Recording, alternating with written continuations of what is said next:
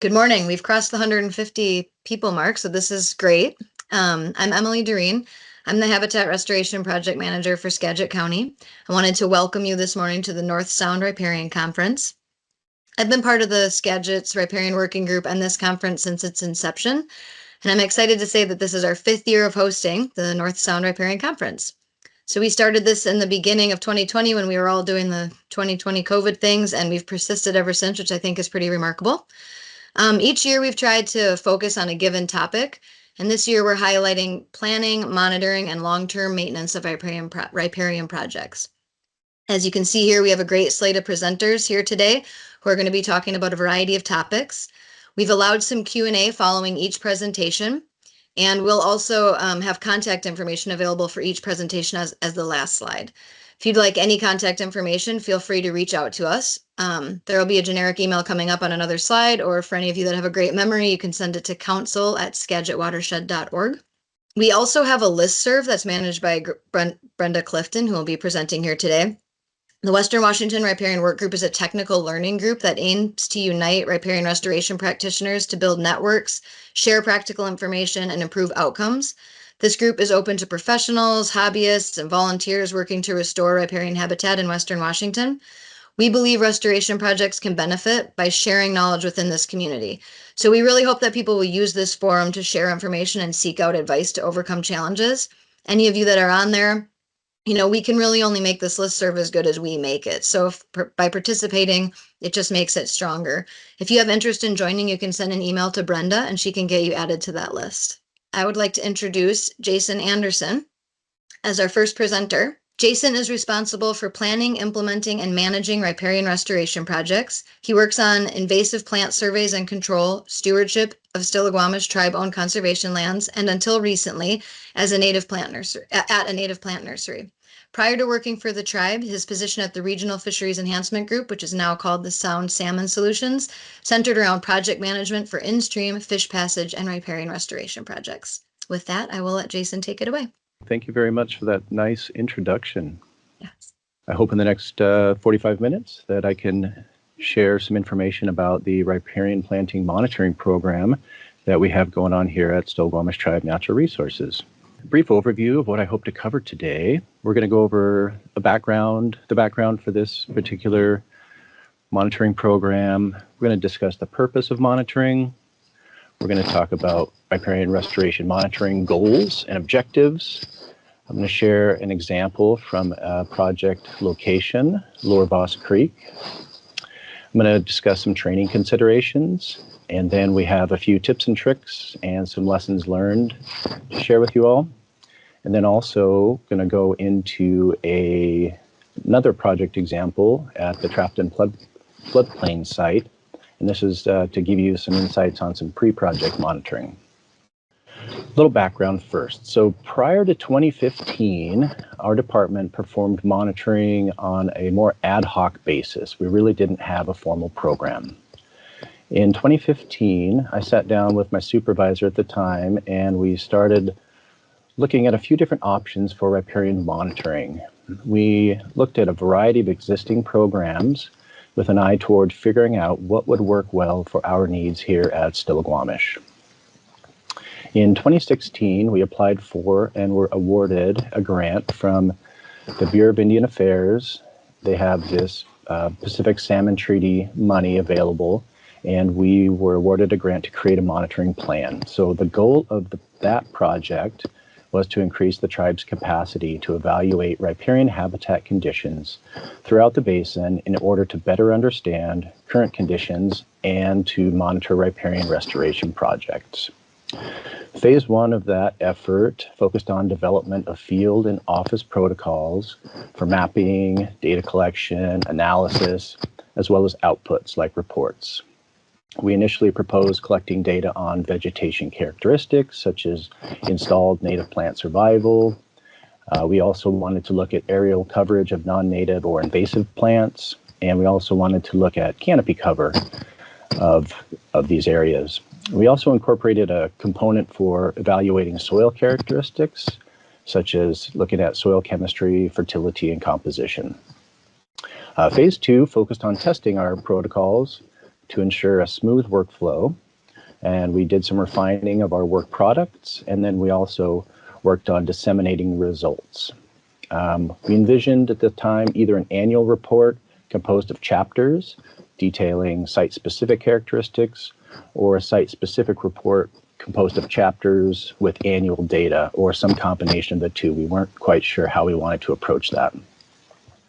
In phase 3, we made some substantial refinements, and then we continued collecting field data and writing reports. And what we've settled on for the reports was that we would write one report for each property. These reports kind of serve as a trend report that incorporates data as well as observations by monitoring year for each restored polygon or each planting phase completed. So, as we know, monitoring is the process of collecting and analyzing information to track progress and to inform decision making. Results of monitoring are useful because they can inform riparian restoration project planning, implementation, and adaptive management. Results of monitoring are also useful because we use them to disseminate information to tribal members, leaders, as well as stakeholders, and this could be grant managers or private landowners on whose property we're working, as well as restoration practitioners like you all today. Okay, so the objectives of our riparian restoration monitoring are threefold. We hope to describe physical and vegetation characteristics, to document implementation of riparian restoration project activities, and to evaluate effectiveness of riparian restoration projects in terms of meeting site-specific restoration objectives.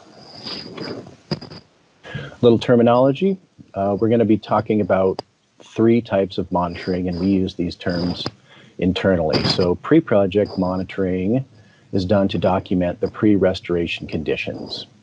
Implementation, or as-built monitoring, documents conditions at the end of the restoration project, and it seeks to answer the question, did we do what we said we were going to do? Then effectiveness monitoring aims to answer the question of whether project objectives are being met. Effectiveness monitoring informs maintenance or adaptive management needs and can inform planning for future projects.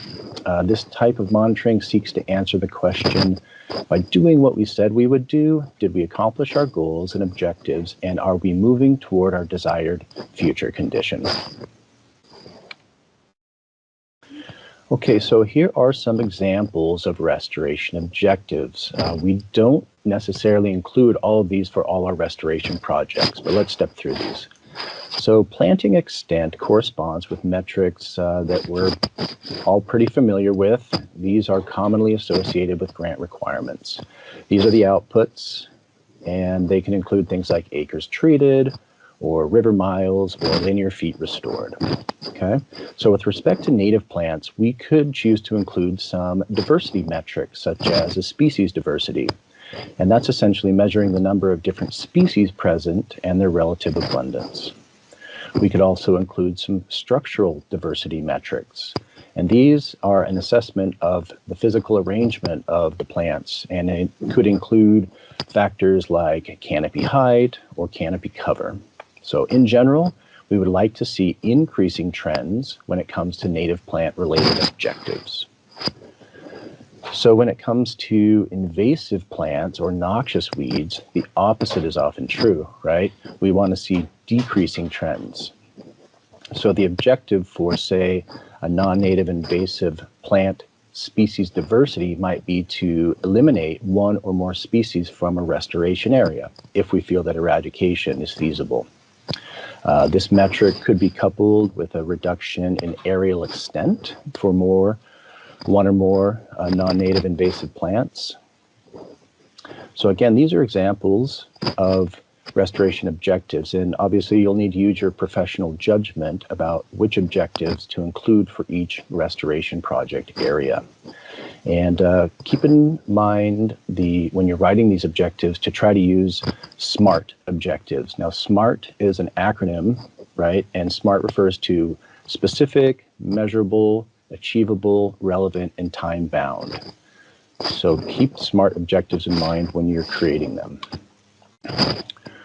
Okay, so here's a table that I hope to try to illustrate an example for a sequence of events to show how the monitoring efforts interact with commonly done riparian restoration activities. So as the column on the left, we see the years 1, 2, 3, 4, 5, and so on. So say you start a project in year 1, and you would proceed with initial weed control, then in year 2, do some follow-on weed control, and then that winter of year 2, moving into year 3, you do your riparian planting, year 3, some additional weed control, and you close your project. Pretty simple, 3-year duration project, okay?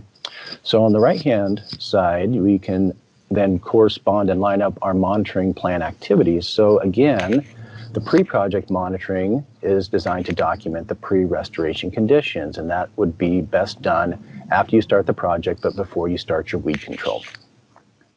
After the riparian planting is complete, implementation monitoring documents your as-built conditions. So that would be done following your riparian planting.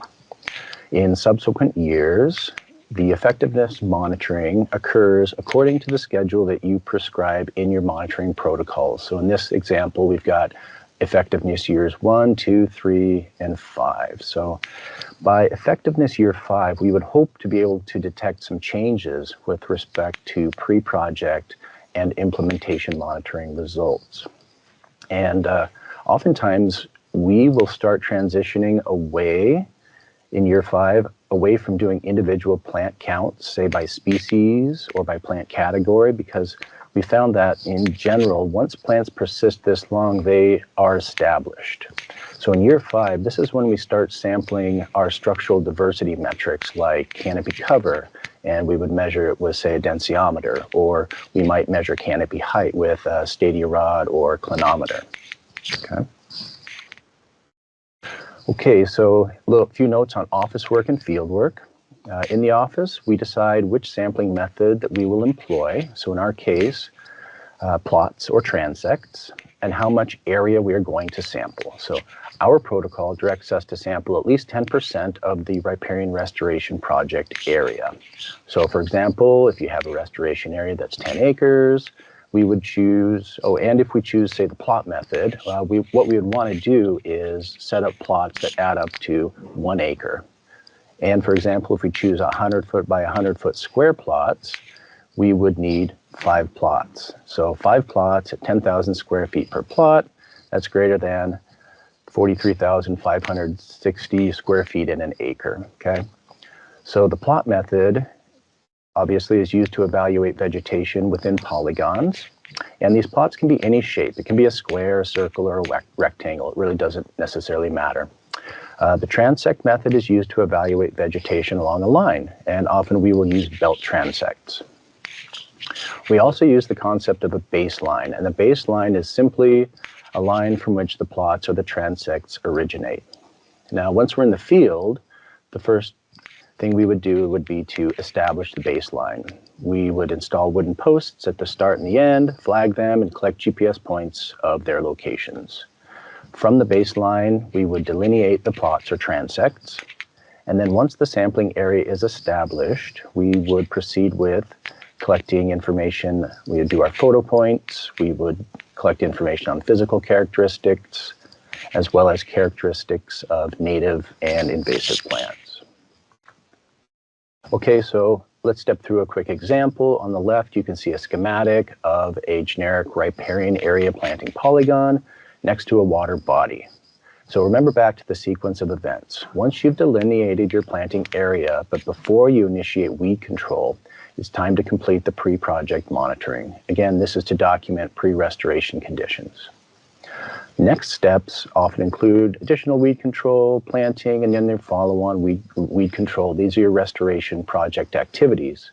However, prior to project completion, your implementation monitoring would be performed. Again, this allows you to document conditions after planting is complete for comparison to pre-project conditions and future project conditions.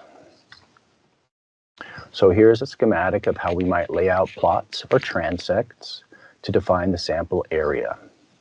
Again, sampling occurs within the polygons or along the transects. In this example, note that the baseline is not a straight line. We have found that at times it is necessary to use an inflection point somewhere along the baseline. An inflection point is simply where the baseline changes its bearing, and inflection points should be marked. We do mark inflection points, and we do collect GPS points of those locations too. So I'd like to share an actual project as an example to help illustrate the process. So in 2018, the Stillaguamish tribe signed a landowner agreement with a private landowner and began a restoration project on their property along Lower Boss Creek. The aim was to expand riparian forest to benefit fish and wildlife and protect a documented cold water input into Lower Jim Creek. Initial site preparation weed control began in 2018, and initial riparian planting occurred in 2019. So in the map, you can see the planting boundary outlined in light green. The blue line represents the alignment of Voss Creek. The baseline and sample plots 1, 2, and 3 are labeled, and the orange dot inside of the plots indicate photo points. So at the outset of the project, we established restoration objectives for reducing non-native invasive weed aerial coverage, as well as increasing native plant density and diversity.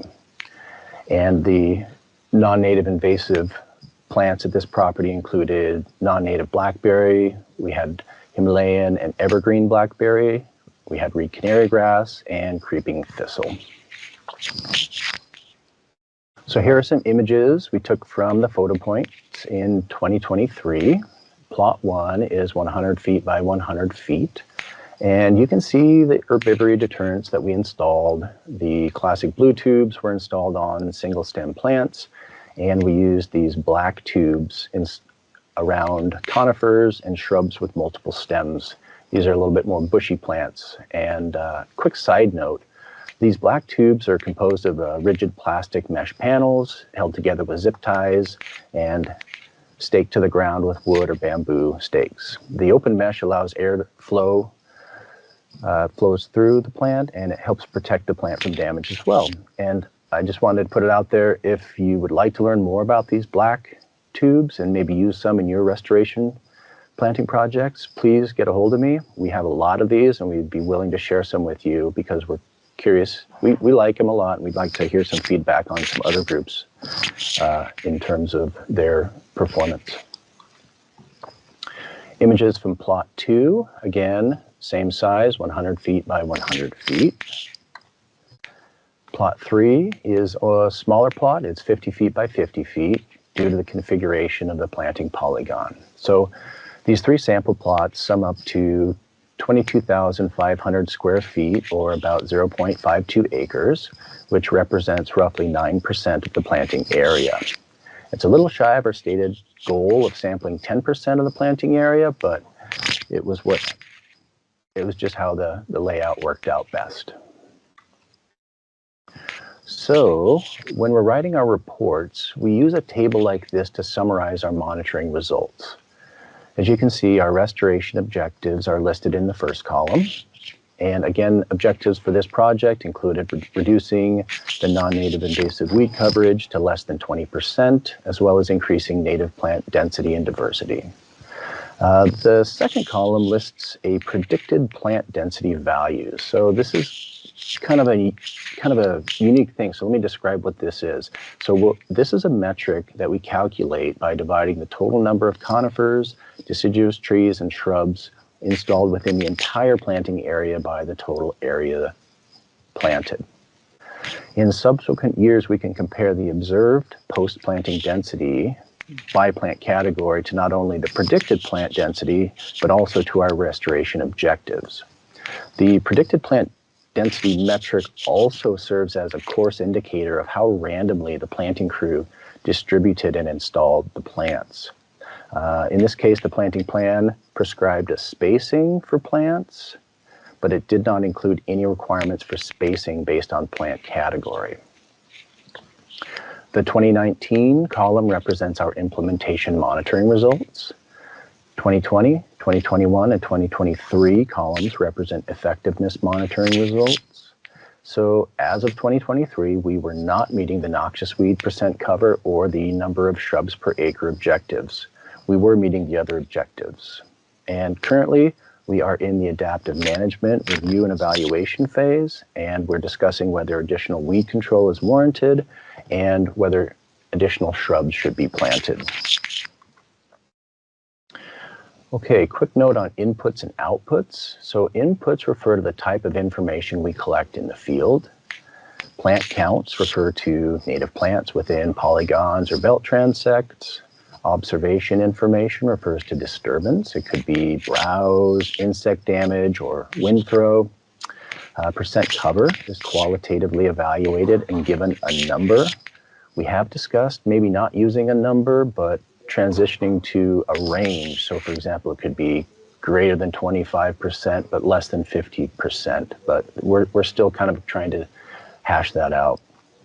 Outputs include written reports for each site summarizing observations, as well as a discussion of monitoring results for each year of monitoring.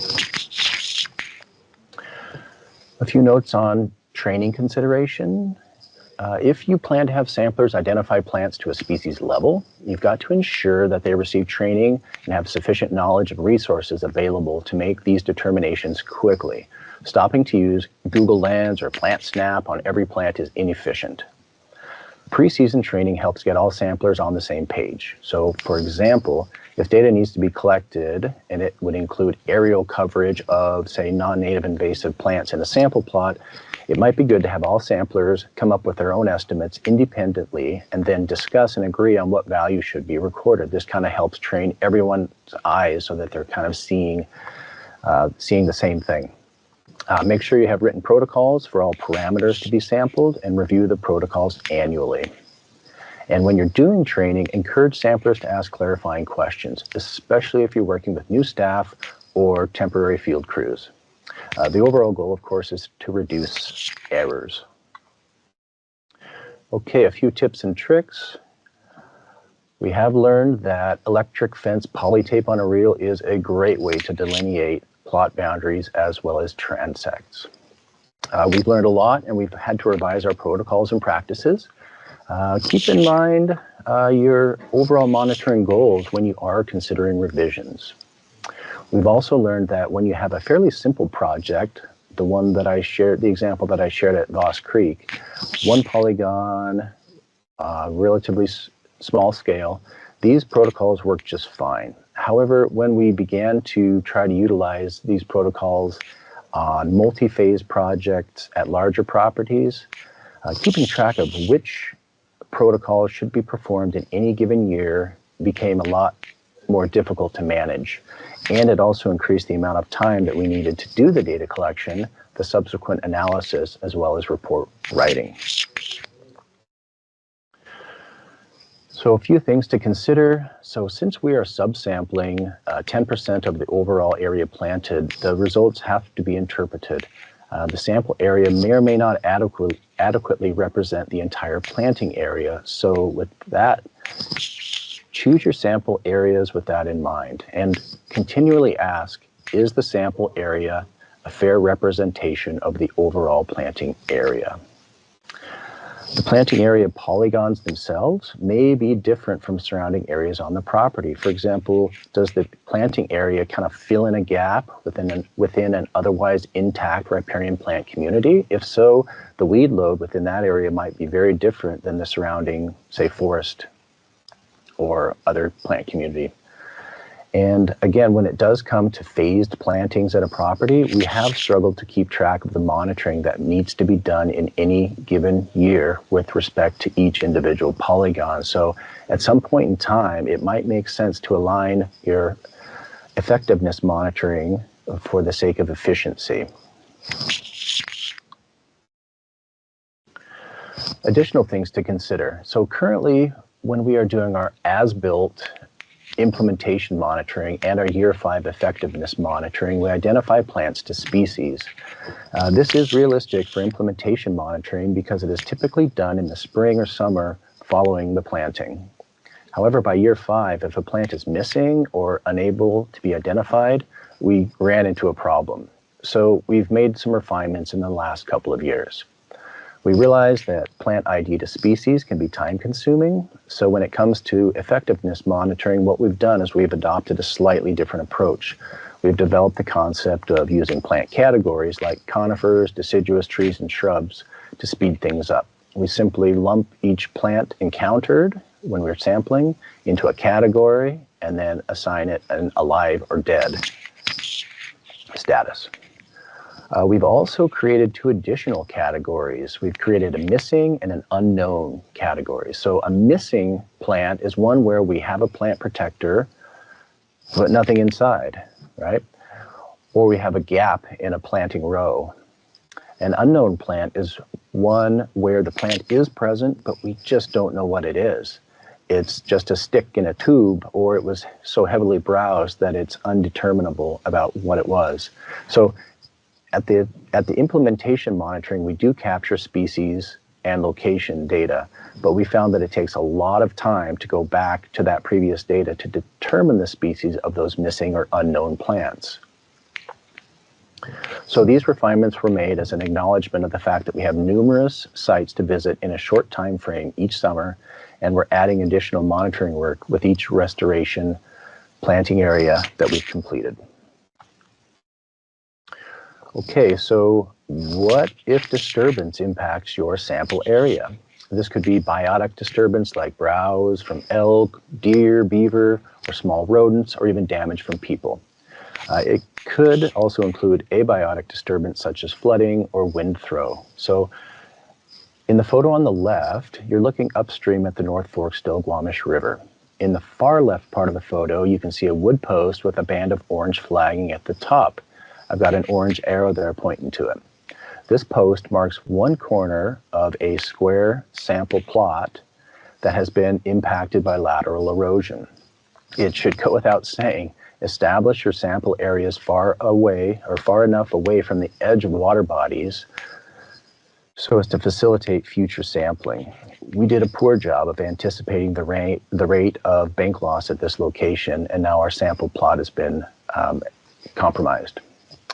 The photos at the right show the after effects of a flood. Many plants were missing following the flood in this sample area.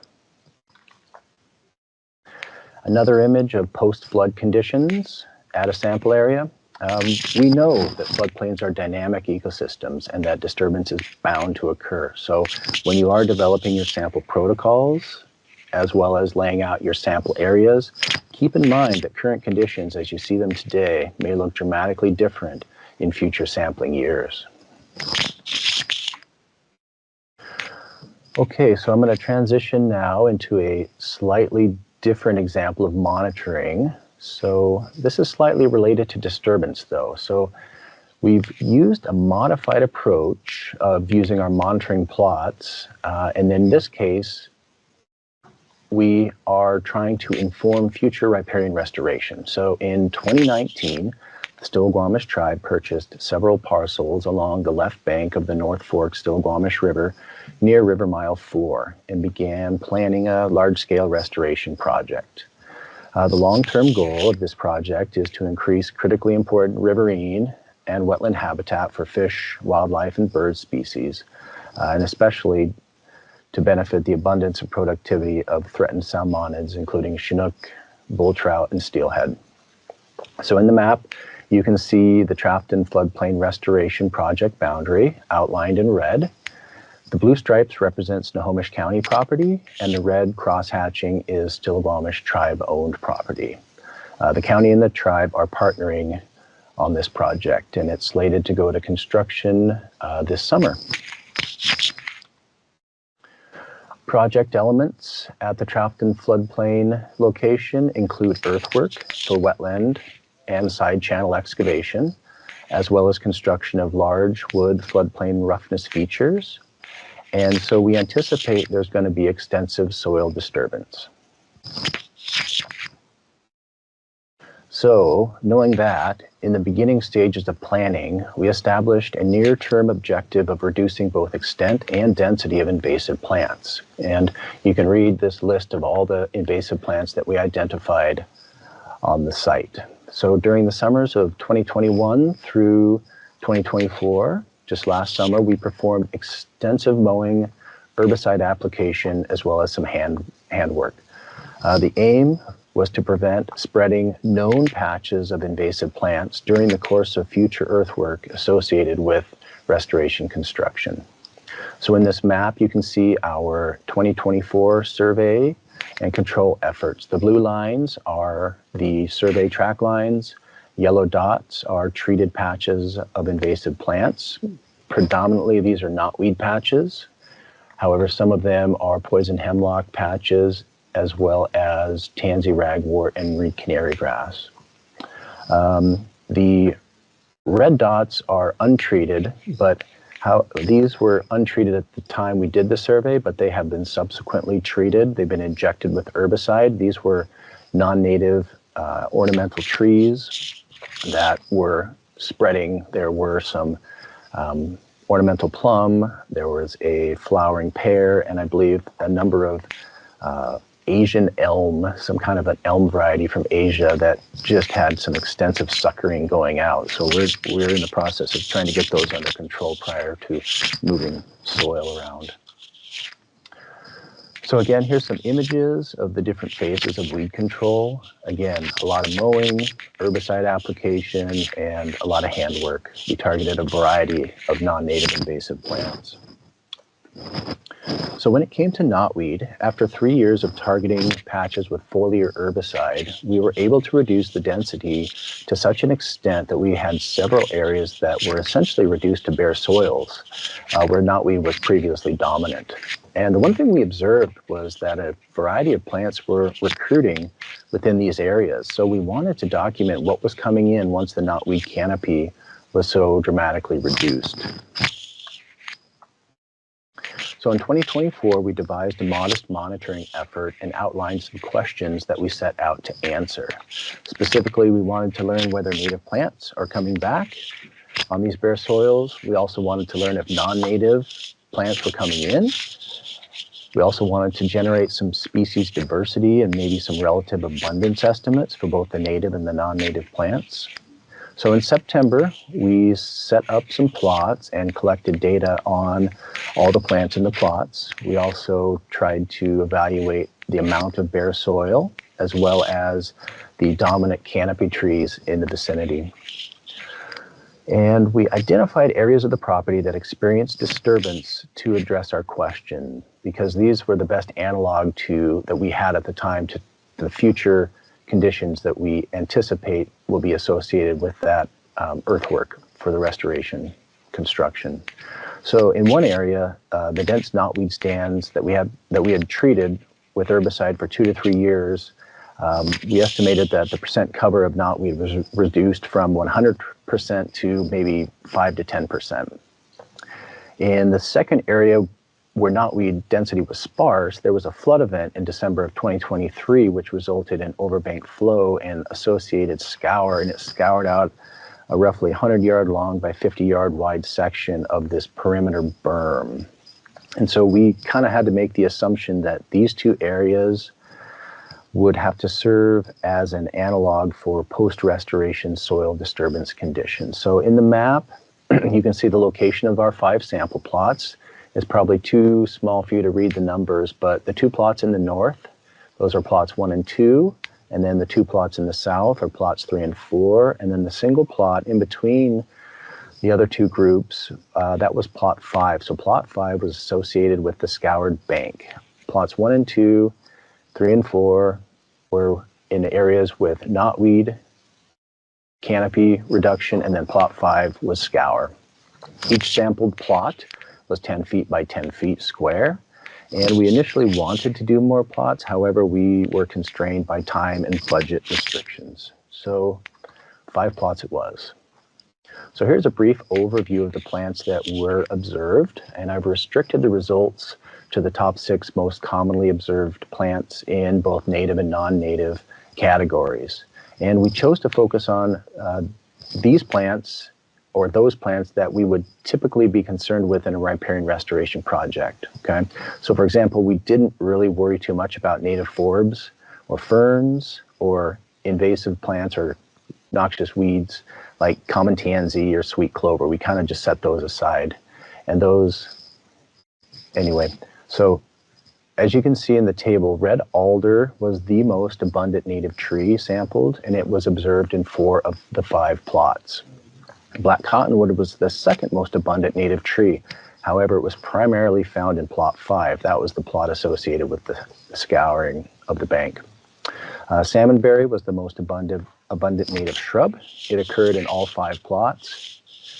Red elderberry and thimbleberry were also observed, but less so than salmonberry. When it comes to the non-native invasive plants, Himalayan blackberry was by far the most abundant non-native plant, and it was observed in 4 of the 5 plots. Reed canary grass and butterfly bush were observed just in plots 1 and 5. Knotweed was present in 3 plots. It was only about 1 to 2 feet high, and it looked really stressed. And then, of course, bull thistle and Scotch broom, we did notice a few plants in plot 5. Again, that was the one associated with scour. So we also generated these 2 simple pie charts to try to graphically depict the relative abundance of those top 6 native plants, shown in blue, and then the top 6 non-native plants, and that's in orange. So a chart on the left shows pooled data for all plots, and roughly 63% of all plants observed were native and 37% were non-native. And the chart on the right shows the breakdown by plot. So we can use these charts to really quickly visually compare the relative proportion of native and non-native plants within each sample plot. So for example, if you're comparing vegetation plot number 1, so VP1, we see that the native plants comprise roughly double the amount of non-native plants. And another example, if you look at vegetation plot 3, so VP3, the proportions are roughly equivalent. So in response to our initial questions, we learned that native plants are germinating on exposed soils. Samplers identified native trees, including red alder and black cottonwood, as well as a variety of native shrubs. Samplers also identified non-native invasive plants in the plots, and given that Himalayan blackberry, reed canary grass, and knotweed are already established at the site, this was not a surprising result. It was encouraging to note that native plants outnumbered non-native invasive plants nearly 2 to 1 within the sample plots. However, if disturbed soils associated with that restoration construction are suitable for non-native invasive plant recruitment, we anticipate that our post-construction weed control efforts will have to be pretty substantial. We are a little hesitant to estimate future density or abundance of native or non-native invasive plants based on the limited scope and scale of our sampling effort. However, again, these results underscore the need for a robust stewardship plan that includes survey and control of invasive plants following construction activities. So in Hey, summary, Jason, this is your 5-minute warning. Outstanding, I think we're there. So in summary, the Stillaguamish Tribe Natural Resources Department has developed a monitoring program. We aim to describe physical and vegetation characteristics. We aim to document implementation of riparian restoration project activities. And we hope to evaluate effectiveness of riparian restoration projects in terms of meeting site-specific restoration objectives. We began in 2016, and we have learned a lot over the years. The biggest challenge has been finding funding to continue the effort. The second biggest challenge has been getting trained staff together for our field data collection. I work with our natural resources technicians who do a great job, but we have to fit in the monitoring between various other projects, so scheduling becomes crucial. Despite these challenges, we continue to monitor riparian restoration projects to the best of our ability. And with that, I'll conclude and ask if there are any questions. Hi, everyone. I'm Megan Corbier with the Watershed Council, and I'll be guiding the question and answers. We have a question about herbivory deterrent tubes. Have you tested the efficacy of different types of plant protection in your monitoring? That is a good question. We have used different herbivory protection devices. We've used the blue tubes, we've used the black tubes like I described. We've also used a fabric tube that is made by a company out of Canada, and I'm totally blanking on the name of that one. And I don't think we've done any testing per se. I think it's been more of observation in terms of which tubes work well in different environments. We have found that at times the blue tubes they don't breathe as well, and so we have had some fungus issues on plants within blue tubes. And the black tubes, we don't have that because there's a lot more airflow through them. We only have a few of the fabric tubes, so I'm a little hesitant to speculate on those. But the fabric tubes are nice because the ones that we received, I believe, are 4 feet high, so they do a great job protecting the plant stem from deer and elk rubbing. And in what years post-restoration do you recommend monitoring?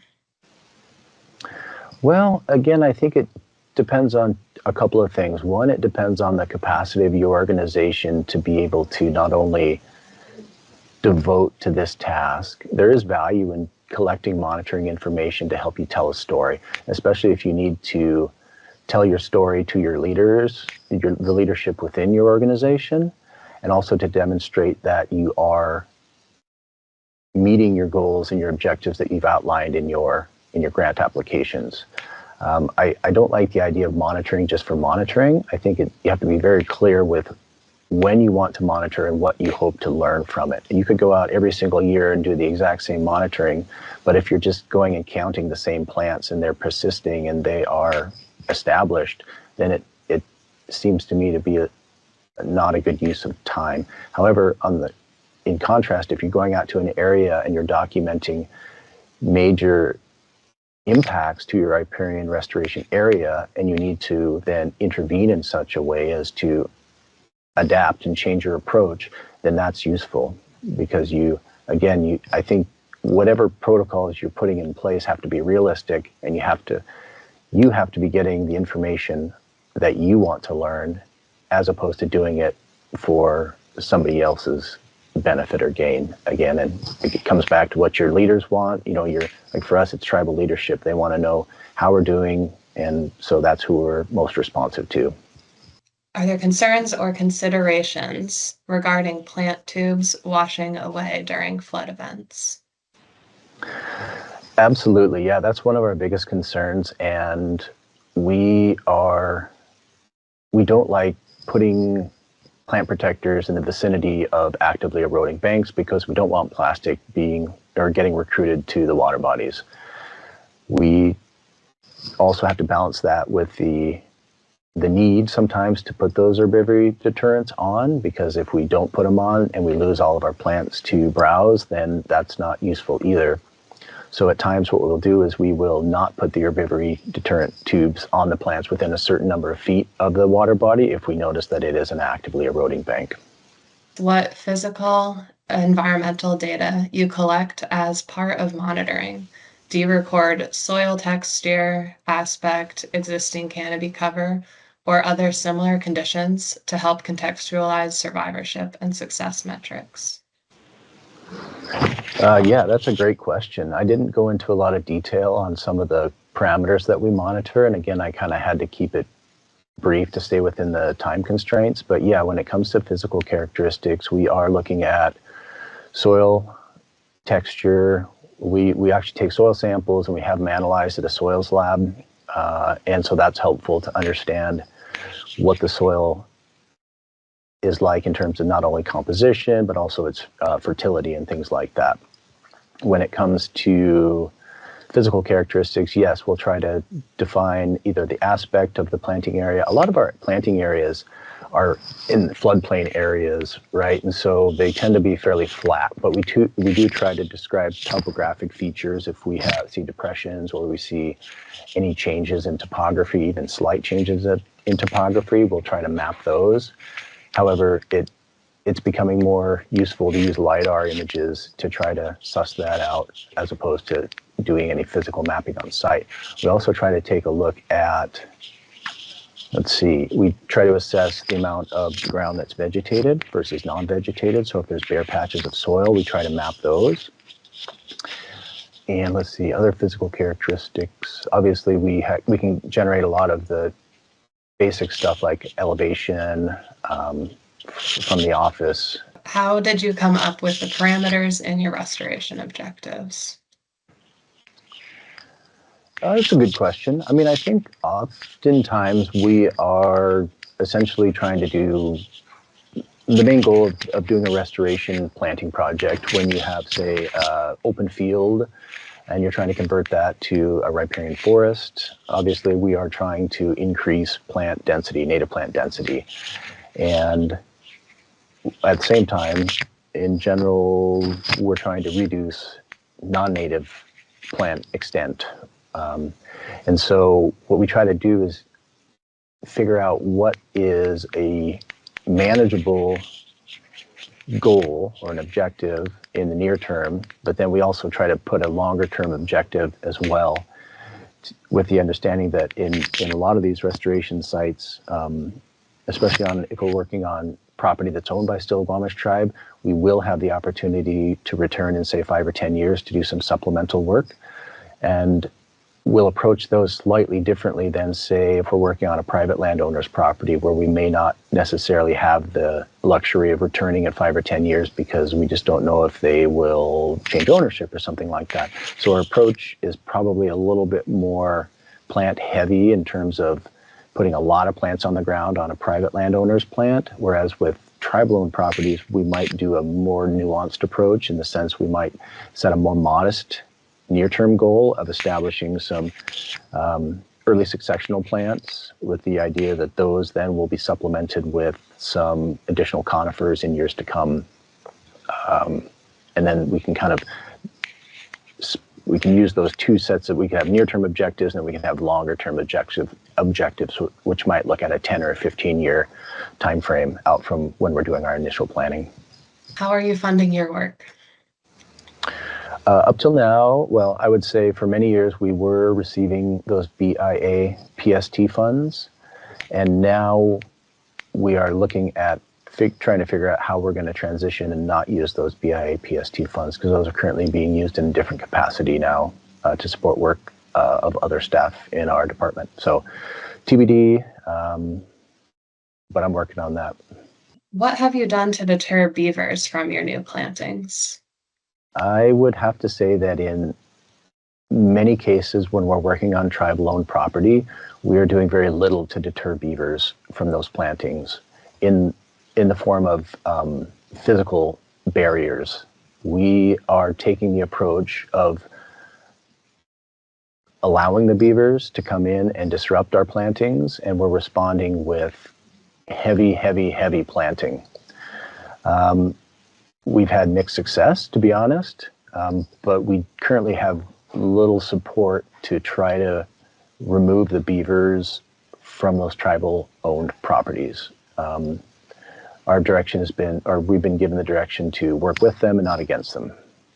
Hi, I'm here to introduce Jake, but first I'll introduce myself. I'm Rebecca Rising, the Riparian Restoration Manager at Skagit Fisheries Enhancement Group. Your next speaker is Jake Sullivan. He is a forester with the Swinomish Indian tribal community.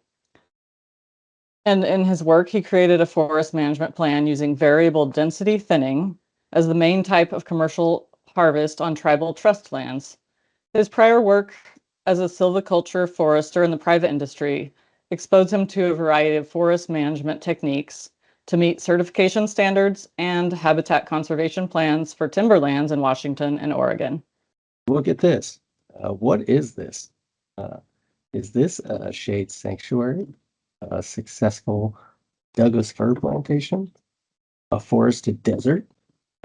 To me, this is all of those things. If your restoration site looks like this, is it providing the function you intended? Like, how healthy are the trees that you planted once they've reached this age? Because It's a long road before those trees look like this tree.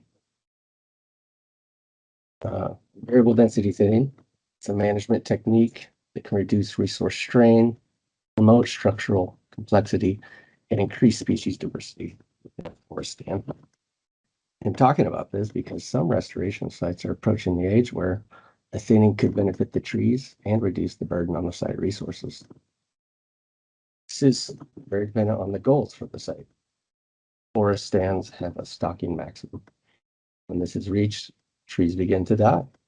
This is natural. It's called self-thinning. But it also predisposes them to stress and will reduce their capacity to survive drought, insect and disease outbreak, and can lead to increased wildfire risk and intensity. Generally, by removing a portion of the wood volume and preempting natural mortality, thinning alters the competitive environment of the stand and redistributes access to site resources, light, nutrients, and water among the residual trees. Again, what are the future goals of the site? I'm assuming many here are managing streamside restoration sites where shade is one of the main objectives. If your plantation is only 30 feet wide, it can handle a very high density. But maybe you're managing a much larger area, and perhaps outside of this riparian buffer, thinning should be considered. Here's a resource from OSU that uses average diameter and stocking, give you a relative density. Note, this is for even age stands.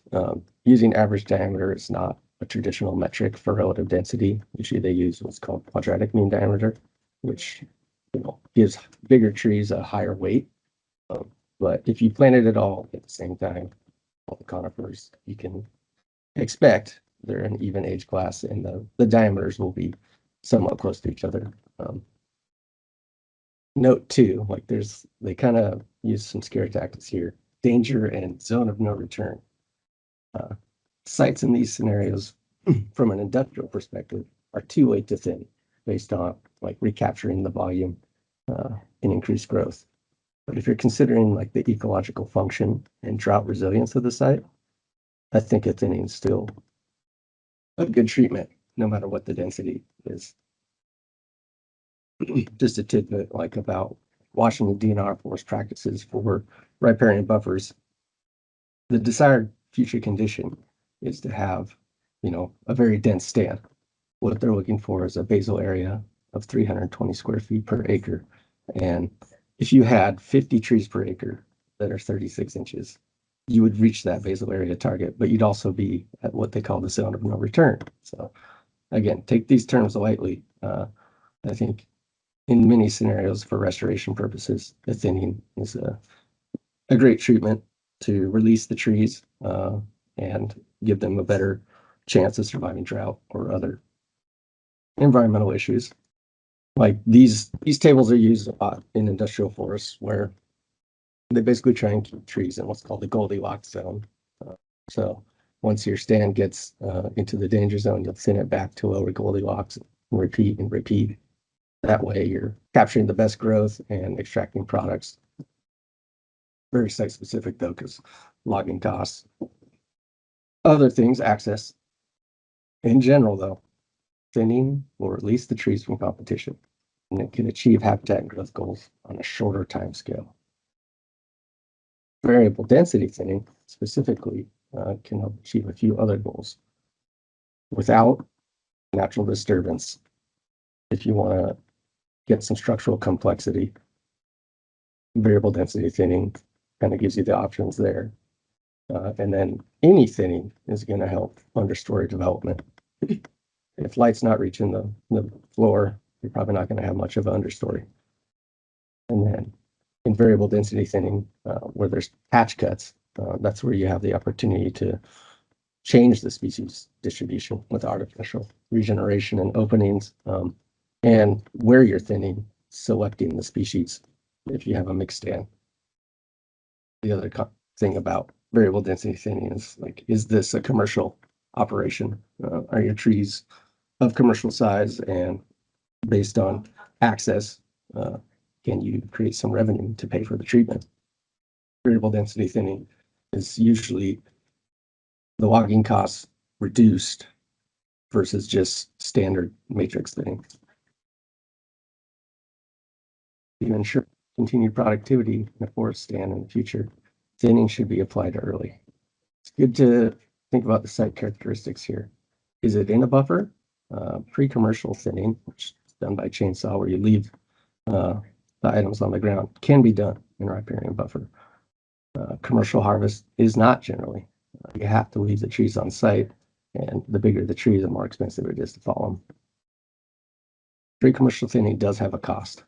And this is done at the age, like let's say 12 to 20, depending on site characteristics for conifer trees. I think a realistic cost commercially is $200 to $500 per acre. Could be more. Maybe you're dealing with a particularly nasty stand or difficult terrain, or maybe the road to the site was decommissioned, 3 miles back, so someone's going to have to hike in to get there. Or maybe you have a free labor source, like a conservation crew or some other. Thinking about if these are at a commercial level too, you got to extract the logs out of the site to pay for that if that's what you're planning to do. So is the timber value high enough to pay for the cost of the treatment? Variable density thinning kind of has 3 main buckets. There's patch cuts, where you're removing all or most of the trees or vegetation, and then there's the leave areas where you're not thinning or lightly thinning, and then the thinning matrix where you're kind of targeting a specific trees per acre or relative density or basal area. But that's just 3. You could have 20 treatments, depending on the complexity and management goals and the resources that you have to get them done. So patch cuts, or gaps, as we call them. The size really needs to fit the goal. Maybe you're planning to want to get some shade tolerant species. Well, you don't have to make it that big, but if you have shade intolerant species you want to plant in there, it has to be big enough for them to get sun. Other things to consider, depending on where you're operating with forest practice rules, like if you remove 50% of the timber within 5 years, it's going to require a reforestation plan if it gets up below 100 trees per acre. So normally, I think in most variable density thinnings, any patch is planned to be reforested. It's a way to like amend species distribution. But if maybe you're trying to do just a seed tree setup, you have to leave about 8 acres or 8 trees per acre per DNR rules, Washington Forest Practices, in patch cuts. Leave areas or skips, and this is where you don't thin. This is where you leave the site dense, denser than those density measurement diagrams. Like think of these as like thickets, which they do provide like a ecological function. So wildlife refuge, shade, also areas where soil erosion is a concern. So here in these riparian management zones where you plant it up against the stream bank, leaving those thick is a good idea. Matrix thinning, this is where you're actually cutting some and leaving some. You might have a target trees per acre or relative density or basal area, depending on what your long-term goals. Are you planning to come back and harvest commercially, or is this a one and done? Those stand density tables will help you plan for future harvest. And then just like a standard practice in industrial forestry over here in Western Washington is to plant at 10 by 10 or 11 by 11, so 435 to 350 trees per acre, and PCT down to 250, 275 when they're 14 to 20. This allows for future harvests. There will still be lots of trees in good form and ability to extract more in the future. Leaving them be isn't the end of the world. This natural succession is a thing. The stand will fall apart and new stuff will grow up under it. I think the downside of having stuff really dense is there will be a long period of low productivity and increased stress. Thinning early on is fairly straightforward before they're of commercial side. Pre-commercial thinning is done by people yielding chainsaws. It's not super expensive. It can be actually kind of fun when you're out there doing it, depending on the site, because you're like envisioning the future forest. You get to see the spacing you're setting.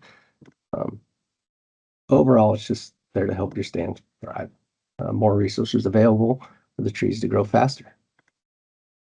There are some, initial changes. So some negative responses. You can reduce in height and diameter growth, chlorotic foliage, and damage or mortality associated with increased exposure, like sun scald. These negative responses are usually called thinning shock, and it's attributed to immediate changes in the microclimate of the stand. But in the long term, most of these show benefit from the stand. But I do want to point out, in pre-commercial thinning, like you see in this photo, directly after there is a spike in wildfire risk. Until that material breaks down.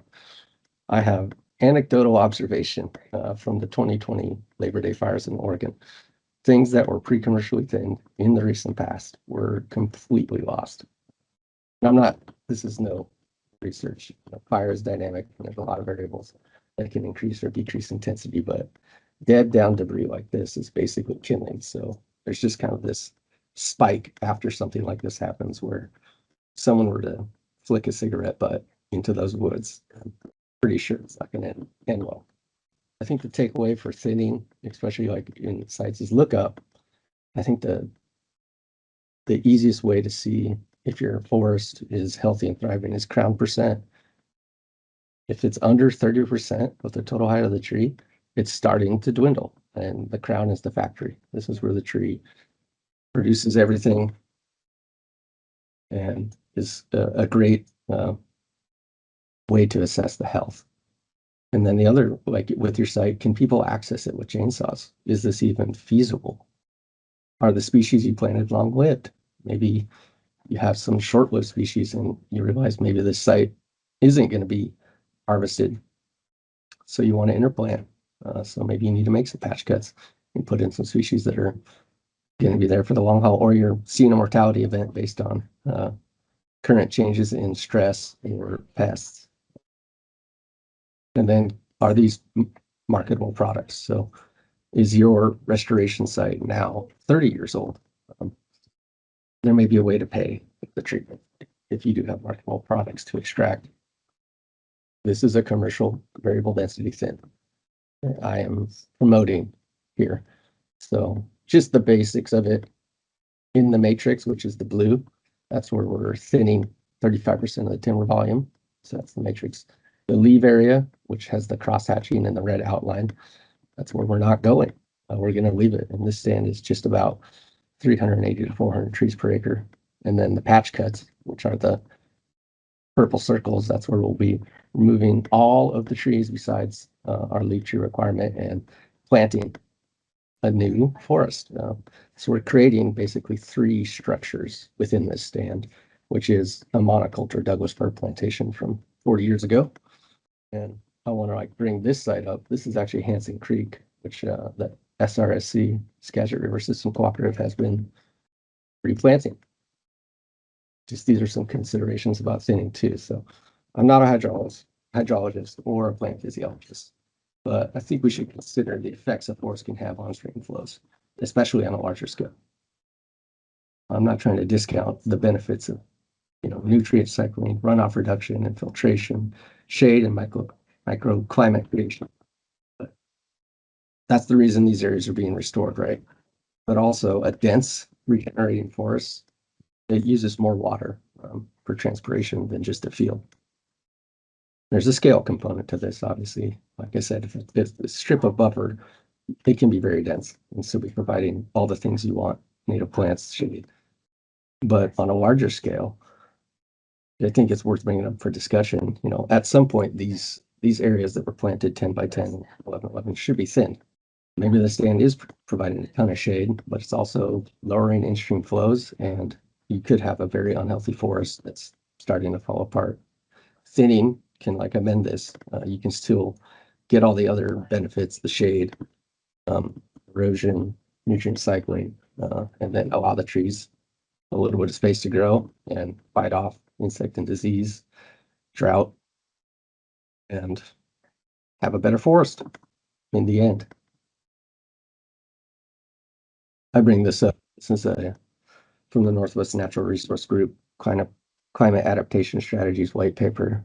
It's just a cool table that gives you like drought tolerance, shade tolerance, and average age max. None of these are set in stone. There's Douglas fir that are very, very old, and Gren fir as well. But I think this is a good thing to consider when you're planting a site and selecting species. That's pretty much it.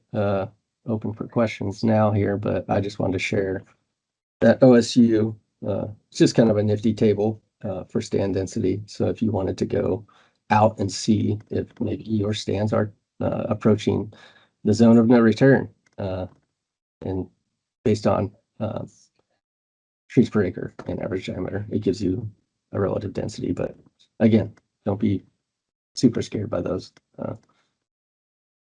These are all just tools.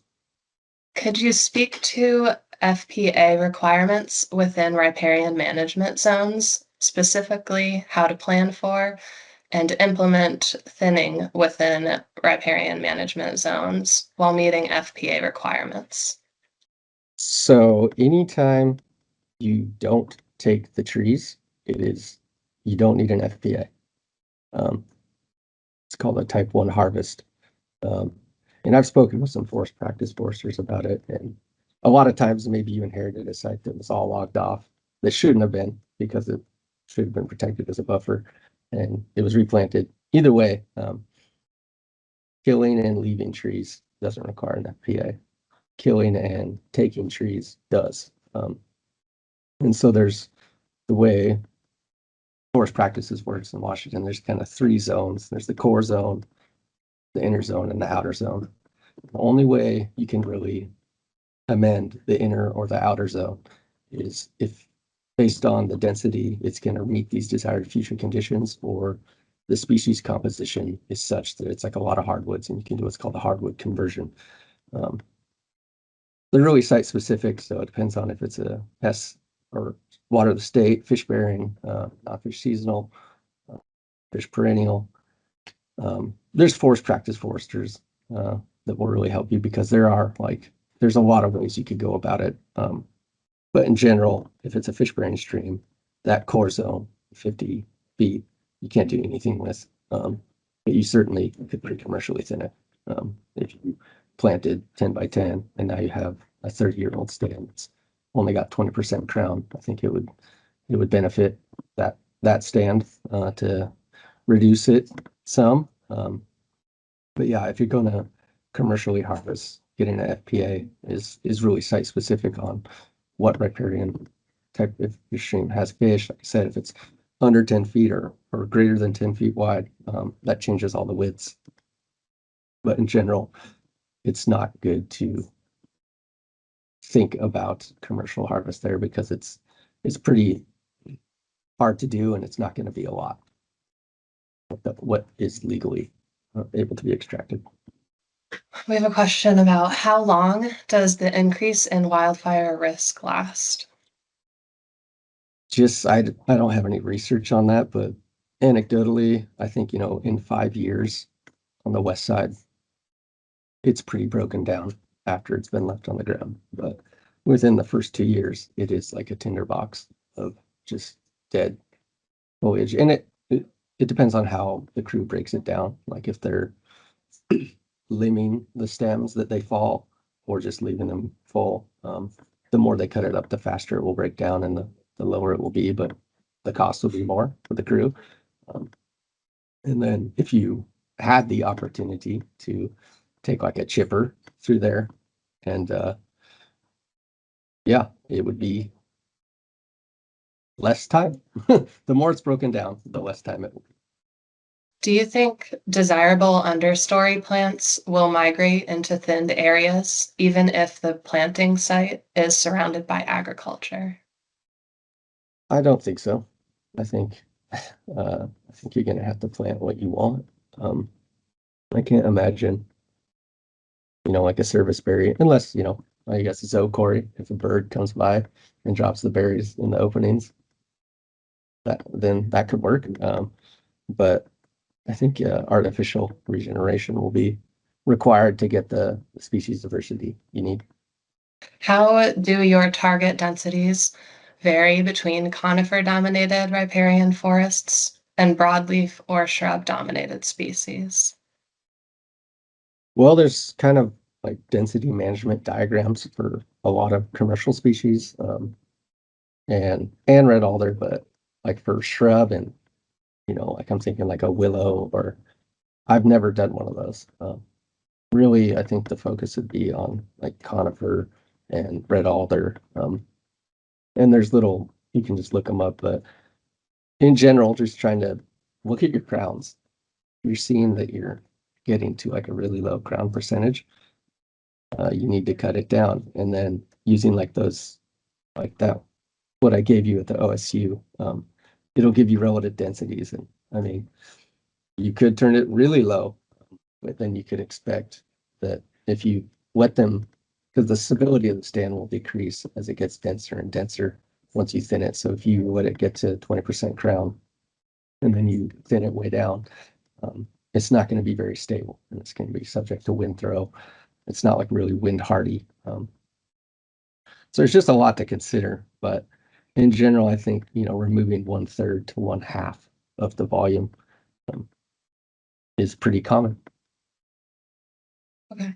Again, I want to plug, actually, I see there's some more questions about like the buffering.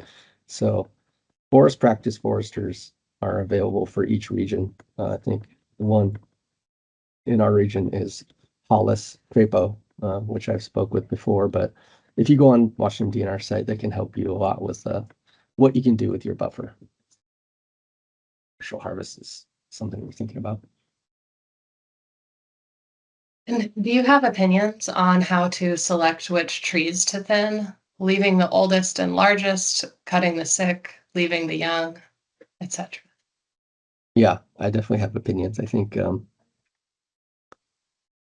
there's a couple scenarios, right? Like if you have a mixed species stand and you want to redistribute diversity, like maybe there's one species that's kind of doing really well, but you want some of the others to survive, then you can kind of target thinning that.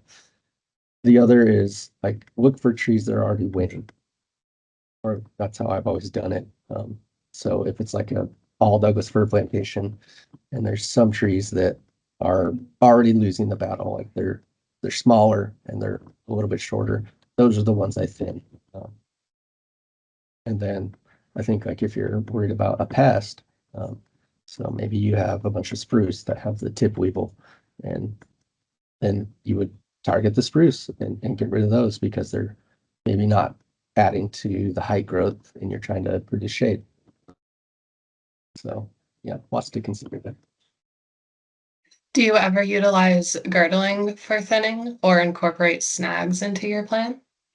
Yeah, especially if you're in a scenario where the trees are large, right? And you can't commercially harvest. I think girdling would be a great way to thin it effectively and at the same time create, like a wildlife snag. A lot of times in those dense thickets, in variable density thinning, you'll create some snags if you have like a wildlife target, so many snags per acre that you need to achieve in part of maybe your habitat conservation plan if you're operating in one of those. So yeah, there's a lot of, I think girdling is a great way with larger trees when you don't want to actually fall them and reduce the stems. Okay. Have you looked into forest mycorrhizal networks for different thinning techniques? I haven't. I will say that I've discussed with people like, about thinning shock. Perhaps that's like part of it. Like it's like all the trees were sharing nutrients and water, and then you're cutting half of them out, and that network gets disturbed, and that could be part. But I don't know of any like research or outcomes from that. But I certainly respect that is something to consider.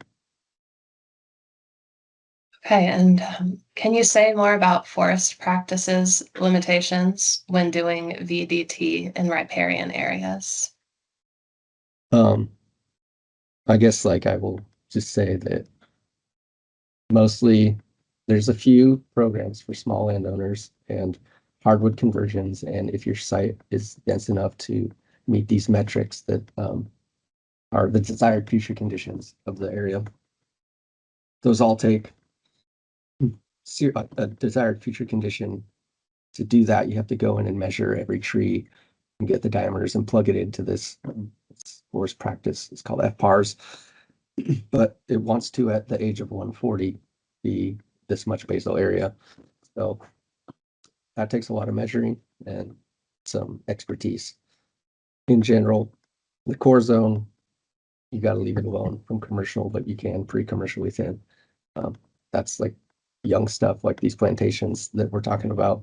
The inner and outer, reach out to the DNR forest practice forester, because your specific site, the ownership, with an industrial landowner, do they harvest more than this many board feet per year? It changes the rules that apply to you. So it's not that complicated, but it's best to talk with forest practice foresters. We can lead you down the right path, but in general, you can pre-commercially thin, like the young stuff, just have people go through it. These plantations that you put in for restoration sites, before they reach an age where they're too big, I would say if you have, 400 trees per acre at the age of 20, it's a good idea to go through and thin that. And at what age and to what density would you recommend thinning a riparian restoration planting? At 15 to 20, I would say taking it down to 250 is a pretty common practice, and it allows the trees to grow vigorously, and it doesn't open it up so much that you're going to have lots of big skips and gaps for sunlight or unwanted things are going to happen. Can you elaborate on the use of crown to density ratio for deciding when to thin? Yeah, so I think in conifers, if your crown is below 30%, so the total height of the tree has less than 30% of it is crown, the tree is starting to slow down, and that would be a good time to thin. What year post-planting would you recommend considering VDT? Well, VDT would be at PCTH, so at 15, but it's really to address a couple other issues. Like maybe your species distribution isn't what you want, so that's why you would create some openings, or you in your ownership don't have enough young forest. And that's kind of the reason why I've used it a lot in the commercial setting here, is because we have no young forest under 10 years old. It's like a missing forest type because there hasn't been any activity for 10 years. So that would be a consideration. And then another reason, like in riparian planting, is like you might want to leave the strip along the river dense and not thin it, because shade is your main objective. Okay, somebody has a type F W/P buffer farm. What buffer do you use for conversion with the farmer? He won't want 150 feet. Well, kind of depends on the species composition there. You might be able to get away with a hardwood conversion, or there's like special plans depending on the ownership. So again, I would reach out to forest practice forester in your area. Does the tribe have objectives for understory diversity and density in their maintained riparian forests? Do other entities, like DNR, for example? We don't have any specific like diversity indexes for understory, and I'm not sure that DNR does, but I guess I've worked in the private sector where we had a habitat conservation plan for the area we were operating. and we weren't meeting the understory component of that. So we employed at PCTH, creating openings little under an acre in hopes that we would, because it was like 90% of the farm was Douglas fir plantation. And it turns out at 30, there's not a whole bunch of understory when you're managing that way. So part of the plan required this much coverage of huckleberry and other things. So that's why we employed the variable density thinning in that scenario. But yeah, it does depend on the organization you're working for. If they have a specific metric you need to meet, variable density thinning, I think, in the understory gives you the opportunity to amend or enhance that understory component.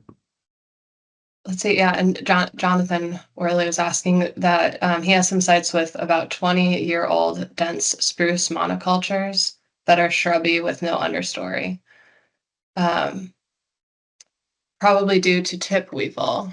If we thin in those areas, would you expect the remaining trees to gain height, or will they remain shrubby and just open up light for weeds and adjacent unplanted areas to creep in? How would you balance the downsides of each management option? Leave as is versus thin? I think the downside, you're right, like you're gonna open it up for invasive species and whatnot. I think you need to look at that site and say, I think we need more resources. I think this would be a great time to amend the species composition and create some openings. Thinning, tip weevil's a thing, no doubt.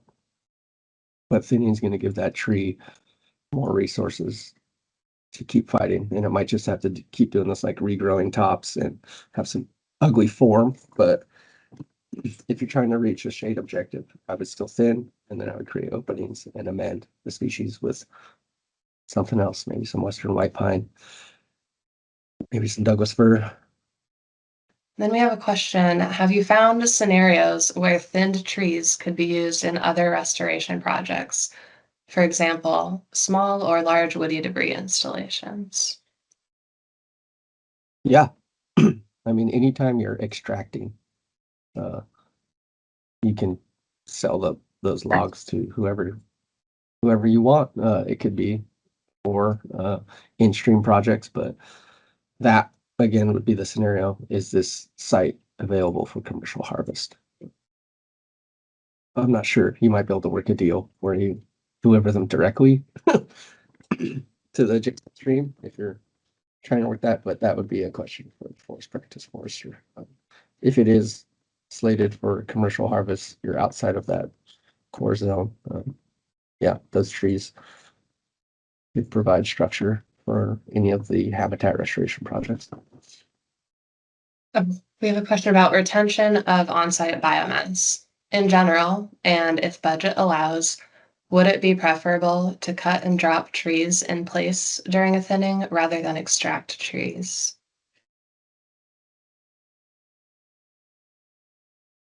Yeah, I think there's kind of these targets for down woody debris, or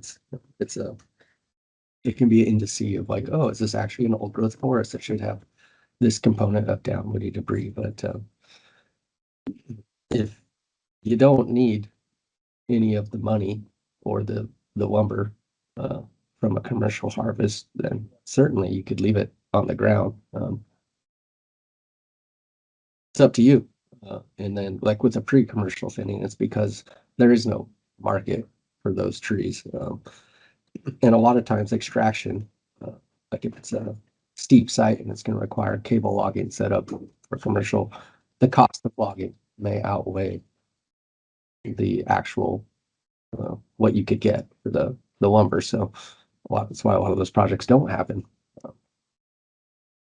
If you want to go through and just cut trees down to alleviate resource stress and leave them there, it's completely up to the owner. I'd like to introduce our next speaker. This is Katrina Strathmann. She's a restoration ecologist and riparian program director for the Mid-Columbia Fisheries Enhancement Group. Katrina has 27 years of experience, having previously worked for the Yakima Nation and the National Park Service. Ms. Strathmann's belief is that we can increase project success by applying science to our designs and conscientiously evaluating our implementation outcomes. Her current focus includes using knowledge of intertwined fluvial and biological processes that create and sustain riparian forests to implement novel riparian restoration methods.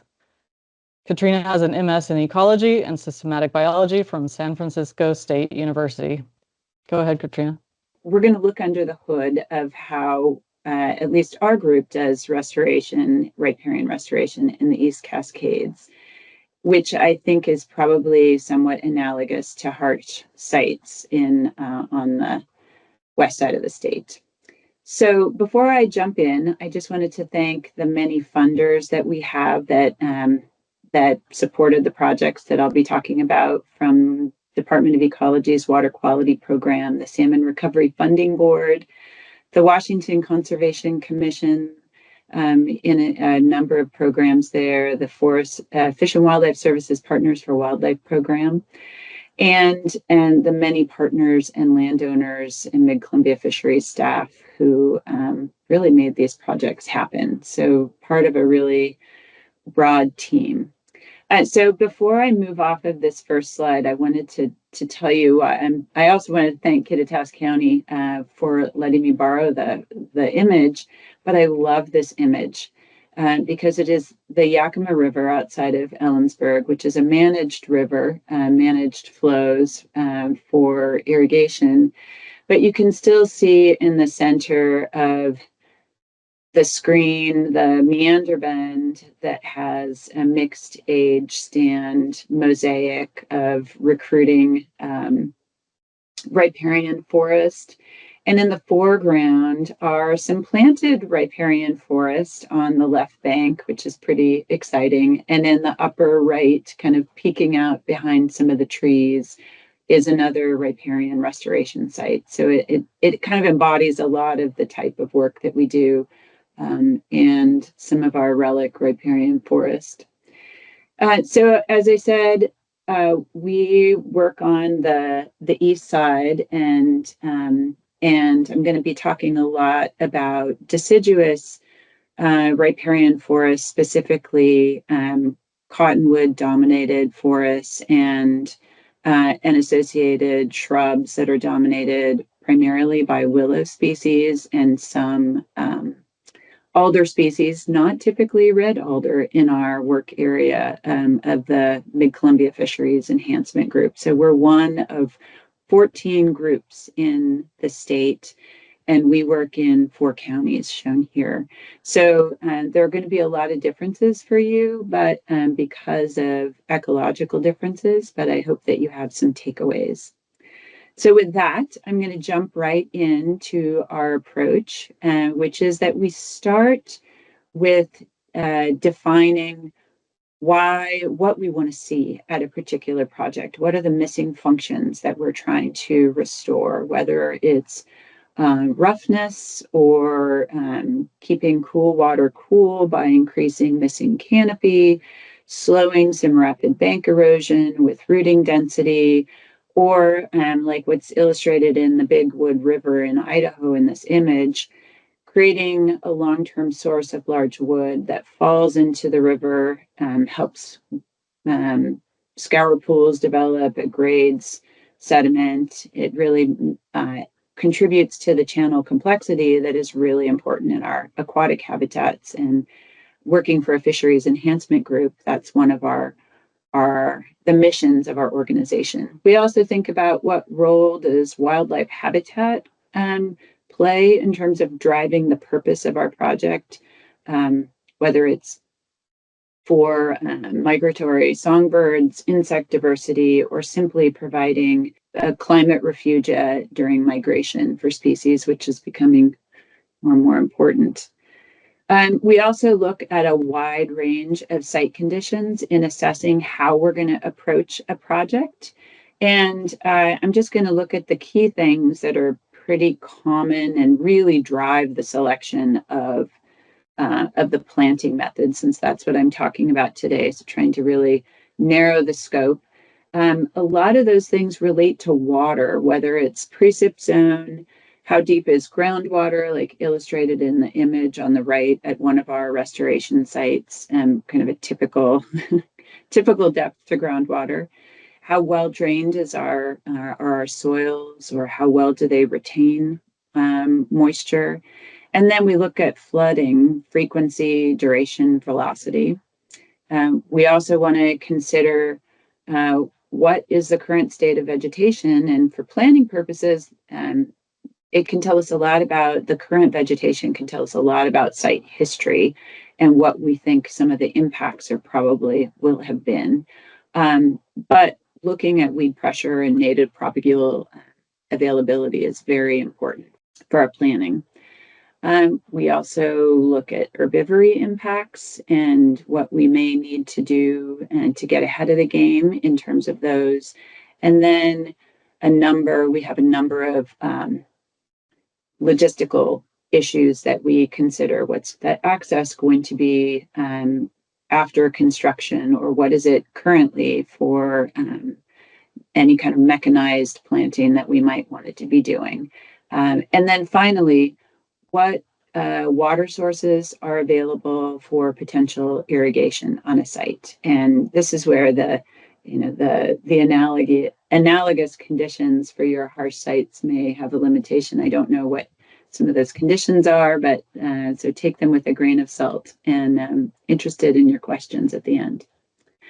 I love this table that I created a few years ago, adapted from a couple of papers that really look at different revegetation methods, those that are lower cost and smaller scale to really high cost, high challenges to implement, but have very large scale effects on regeneration of our riparian restoration.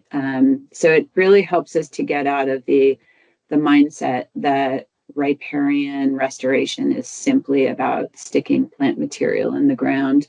However, that is what I'm going to be talking about today, and focusing really in on two of the dominant plant material, planting methods that we use, and not talking at all about assisted regeneration methods that we've been testing, or even how we can kind of get ahead of the game by getting involved in engineering and construction design of aquatic or floodplain restoration projects to try to support riparian restoration, either natural regeneration processes or to support improved planting outcomes. So this is what we'll look at today. Just about all of our projects within this South Central Washington area have a roughly 5-year timeline. If we're fortunate and it's a part of a construction design, we're doing that before we even get started on the planting. But then in year one, we start with site preparation activities, ordering plant material, getting our plans together. And it's not until year two that we're planting, with 2 to 3 years dedicated to maintenance, which is largely any herbivory deterrent activities that we have, irrigation, which you'll see, and also very important weed control. I think we could probably have a whole workshop on riparian weed control.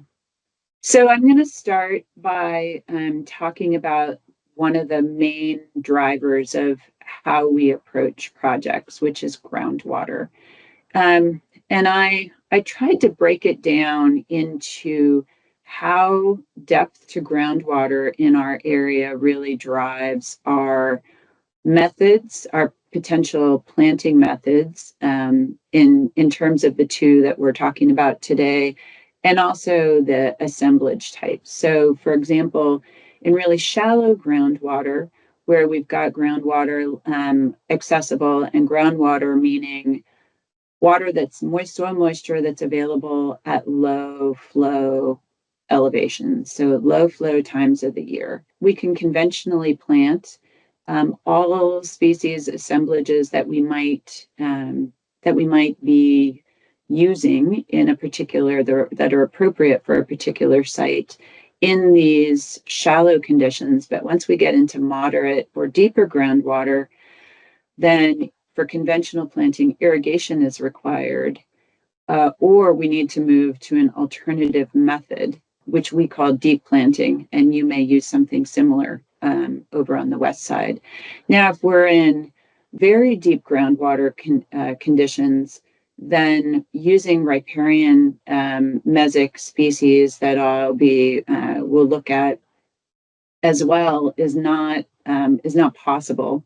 One of our dominant species, the black cottonwood, it's documented widely in the literature that they don't thrive when groundwater is deeper than about 6 feet.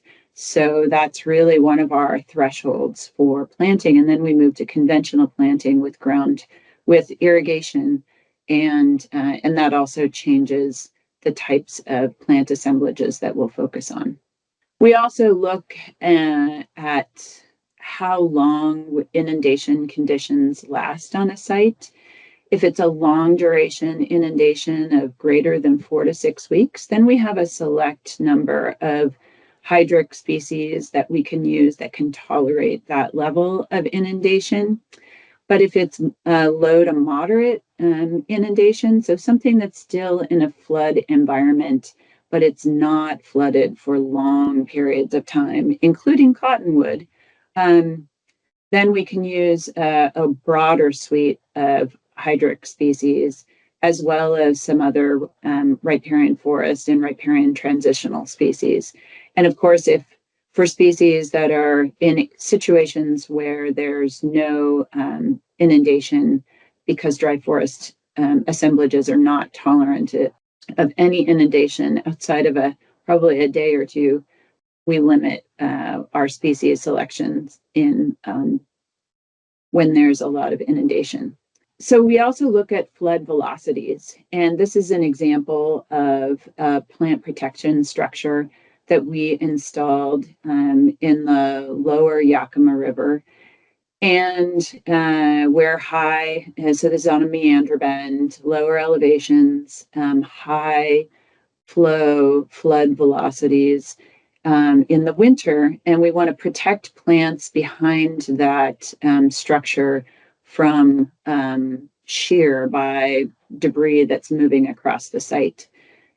So we're also thinking about how we can keep plants from damage before their roots are established and they're able to resprout. And we use a similar way of thinking about that short-term temporary damage prevention while the plants are vulnerable to how we think about herbivory. So when we've got elk, deer, or beaver, we also do temporary fencing to either get plants established up above browse lines or to get them established until they can resprout from, if those are their resprouting species, from established roots. So this is an example of an 8-foot elk fence at a site that's just outside of Cle Elum. And we also, as I said, use beaver exclusion fencing in areas that are up above the 2-year flood zone. So this is a field fence with a skirt around the base so that the critters can't crawl, under our fencing. And of course, our livestock fencing is permanent, so I'm not showing you that. We also do a lot of work up front, both managing weeds and thinking about carefully how to manage weeds. It's an enormous effort with a lot of cost associated with it. And one of the most substantial pressures on our plantings outside of water. The initial weed condition really influences both the site preparation that's needed, as well as the post-planting maintenance. However, even if we're starting with bare soil from a construction project that doesn't require any initial site preparation, we still know that we're going to have a lot of post-planting maintenance and plan for that. The only type of weed management issue that affects our selection of planting method is we have begun to use deep planting in the situations when we have reed canary grass.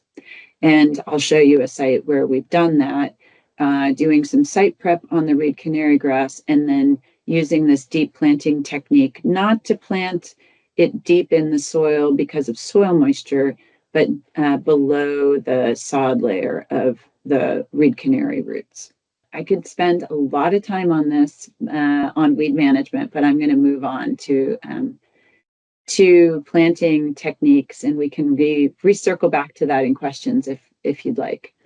I mentioned, I referred to these plant assemblages that we use, and if you really love getting into the weeds like I do about species selection or what other people are doing, I wanted you to see what those dominant assemblages are and also what species we use in conventional planting versus deep planting. Now, a couple of caveats here. One is I'm talking about a very, very large work area that our group has.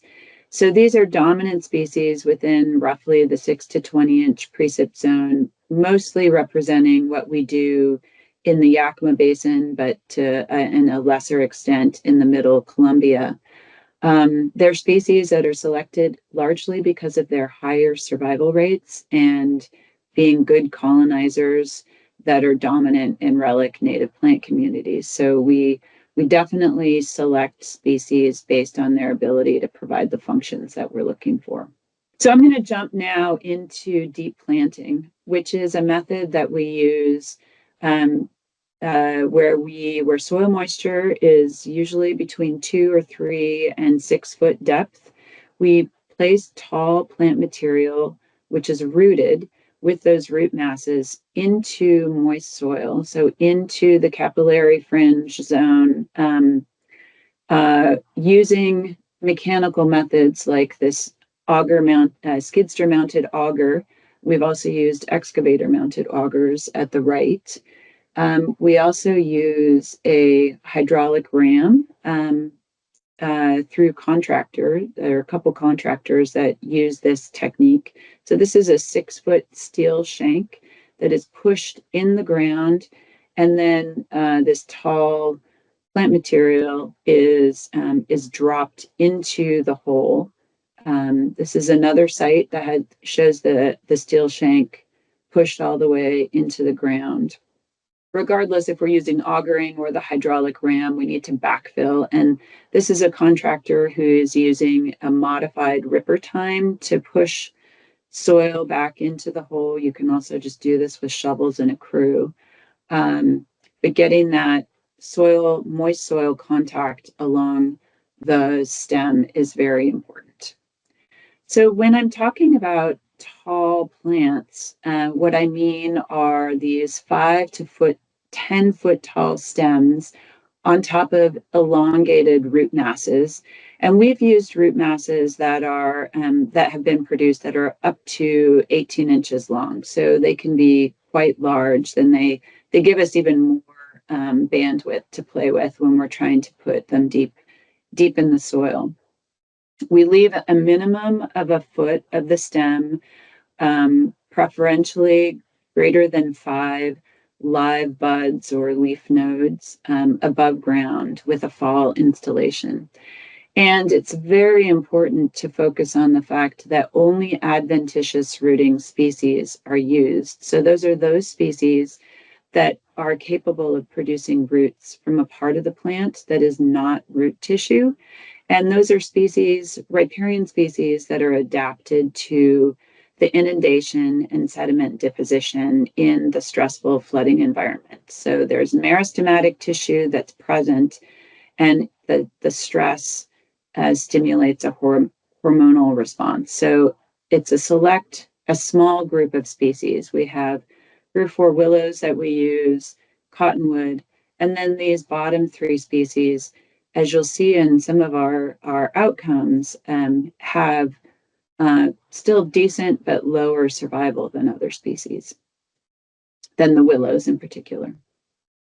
Okay, so I wanted to show you an example of where we use this technique. This is a site outside of Ellensburg on a private landowner's property who was very interested in getting some support on the rapid bank erosion occurring. And he also had cattle on this property. We also wanted to put some roughness into the riparian zone to slow surface flows, which are pretty frequent in frequent flooding in this area, and help to slow those velocities, drop out sediment, and capture fecal coliform before it hits the side channel. So this is a typical precipitation zone for us, about 9 to 12 inches. That's the dominant zone in all of our counties. But as you saw, we stretch from the interior Columbia Basin to the top of the Cascades. This was a low terrace with moderate groundwater and very well-drained soils. Pretty moderate weed competition, except for a low-lying portion of meander bend that has reed canary grass. So I'll show you that in a moment. And in addition to the cattle present, there are migratory elk. We started by treating the reed canary grass, which was treated with a broadleaf herbicide and brush cut. With the approach to reed canary grass is to suppress it during plant establishment. And in some situations, we've moved to not even suppressing it and just planting plant material that is tall enough to exceed the top of the reed canary. So we suppress it. We suppressed it in the area that was necessary. There was a lot of pasture grass that we just mowed and didn't do anything else. And then we used a deep planting technique of the hydraulic ram, using those adventitious rooting species because there was no irrigation available on this site. We also used a variable density planting. So in the gold area, which is about a 30-foot buffer, we planted at extremely high density, about 5 to 7 foot spacings to jumpstart that heavy rooting density and slow down erosion. And then away from that, we planted our more standard 10 to 12 foot spacings.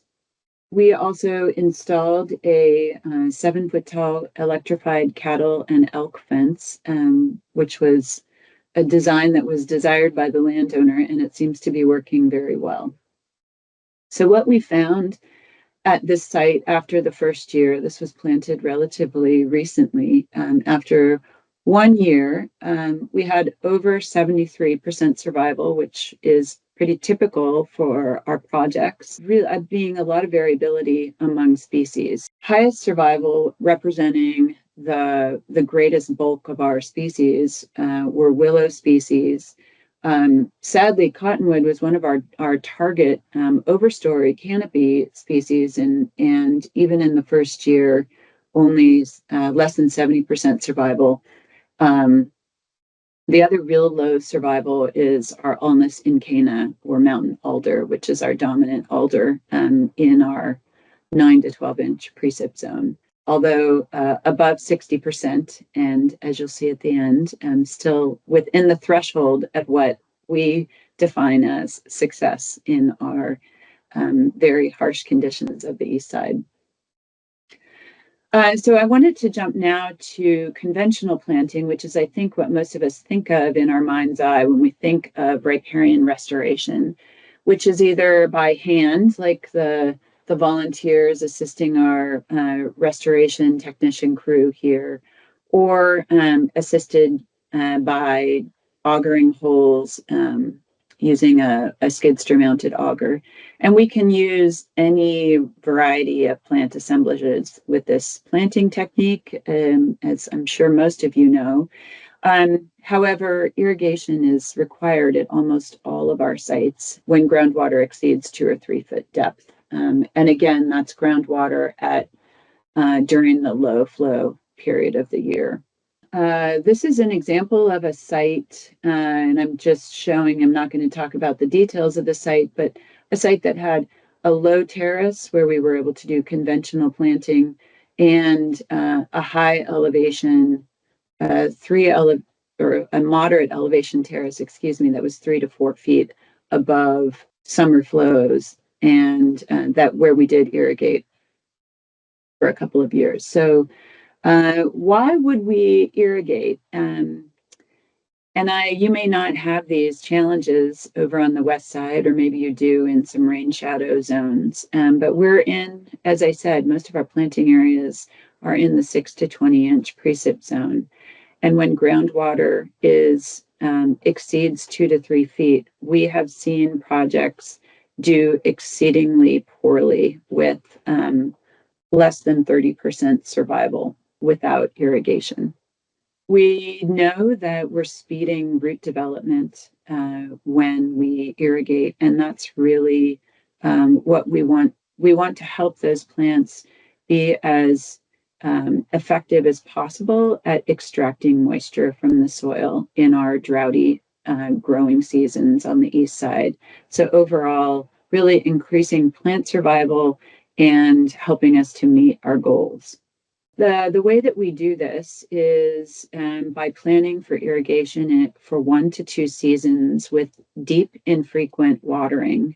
And by that, I mean delivering about 5 gallons per plant once every 1 to 2 weeks. Largely, we only use drip irrigation, unless there are a couple of sites where there are some other logistical issues. This does require a water source being present on the site and a water right to that water. So definite logistical issues, and that is one of the key reasons that we pivot from conventional planting to deep planting when we do not have access to water. There are different irrigation techniques that that can be used. As you saw, we use largely the drip irrigation because of not only is it more effective, but it does not have this high labor cost associated with it, which handheld irrigation deployment, handheld hose deployment, or broadcast does, and indirectly via broadcast because of the heavy weed growth that's associated.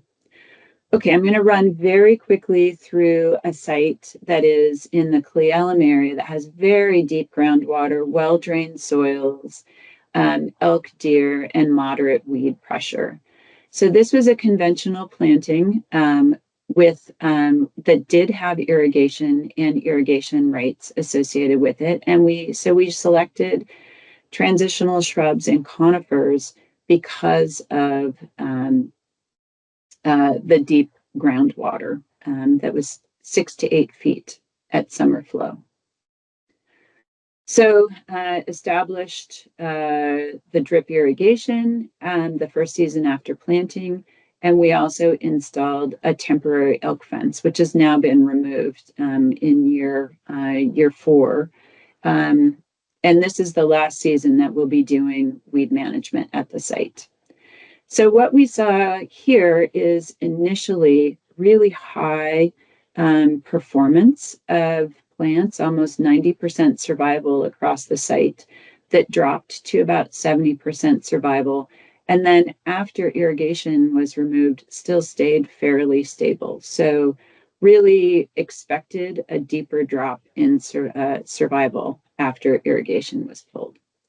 Okay, I'm going to take a couple of minutes to help us look at kind of broad brush across what results that we're seeing on several sites, with the caveat that was provided in the morning, the earlier monitoring project, which is that sites are very different, really hard to draw conclusions across multiple sites when there's very different conditions and also different methods being used.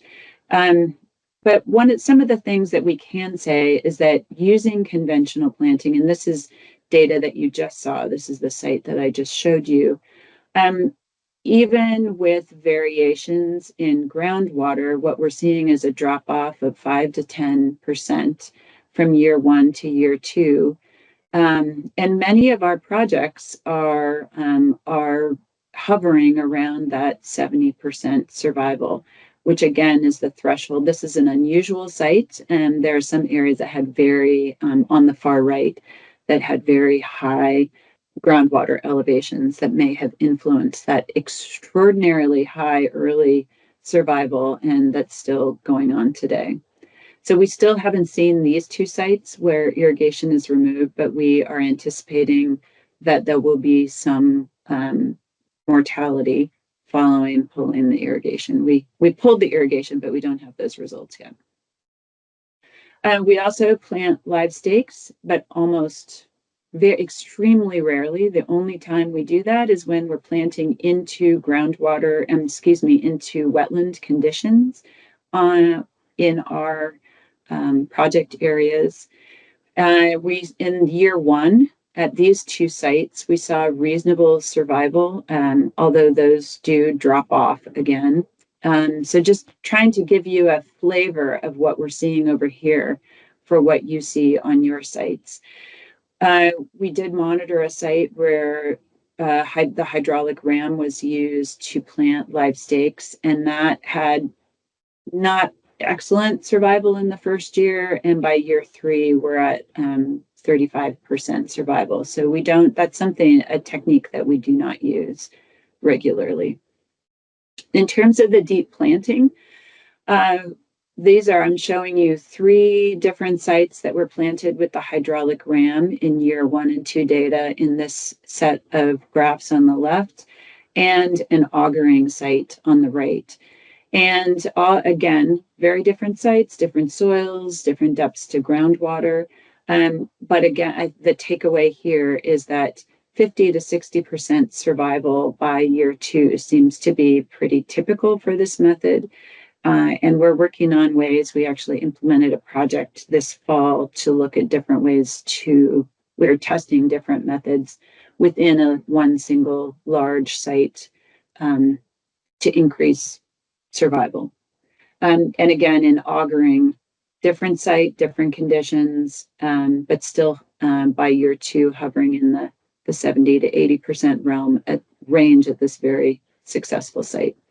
And I just wanted to wrap up by going back to our restoration timeline and remind us all that when we're talking about riparian restoration, we often think of this planting that happens for us in year 2, but there's a whole lot of planning and preparation work, field work as well, that goes on before we stick one piece of plant material in the ground, and then 2 to 3 years of work that occurs following planting.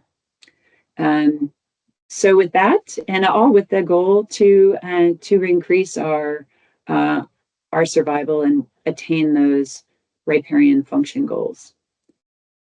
So with that, I'd like to thank you for your attention. Again, thank you for your invitation, and I'd be happy to answer any questions if there are any, or if there's time. And is beaver restoration done in coordination with Yakima riparian plantings to raise the water table to be able to plant more mesic species? Yes, we do. Well, I should say that one of my colleagues is involved in the region in beaver dam analog restoration projects to raise the water table.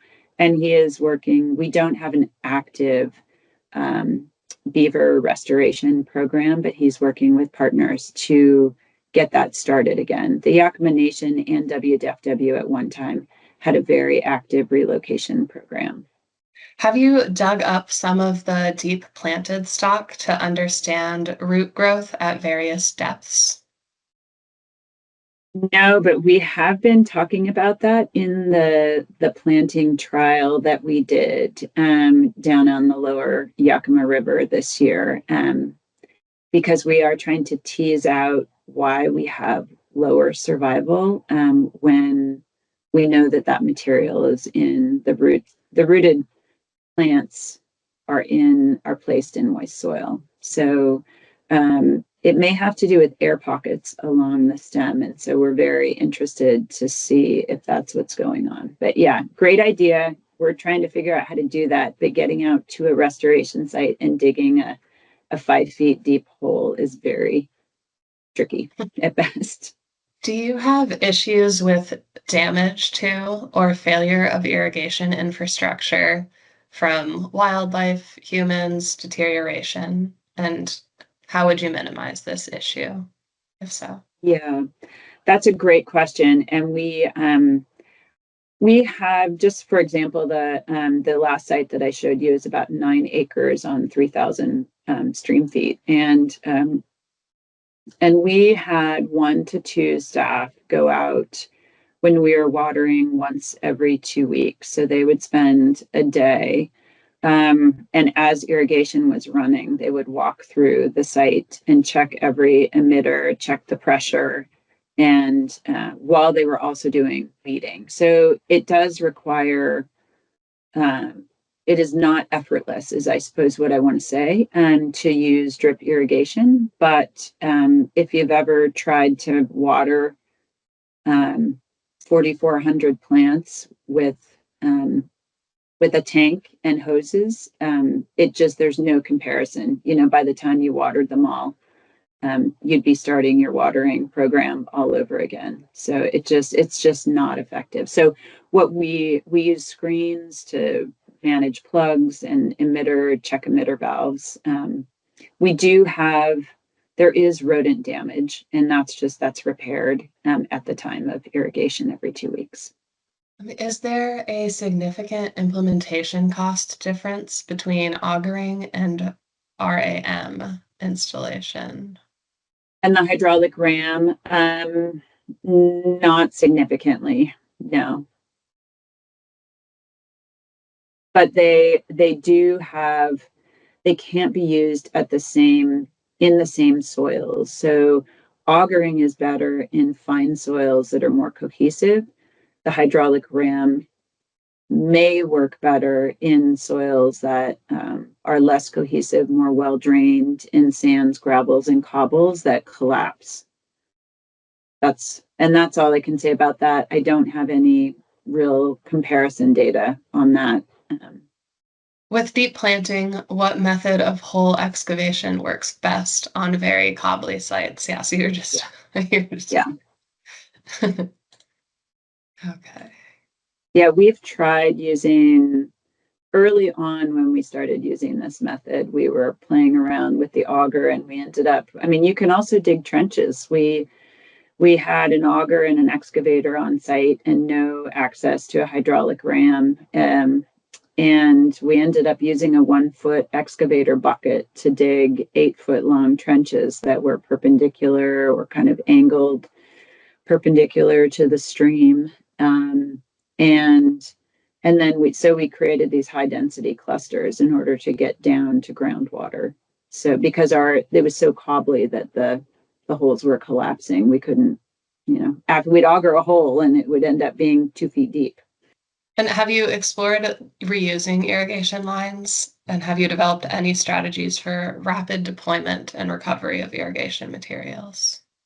Yeah, that is super. We're actually in our 2nd season of pulling the line. So we're still figuring out what we can reuse. But right now we have a whole lot of material that we have stored. We pulled from sites that it's been removed from in the last couple of seasons.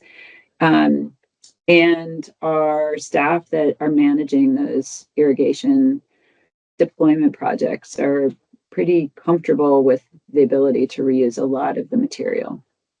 Can you talk more about the need for a water right to utilize available water for irrigation?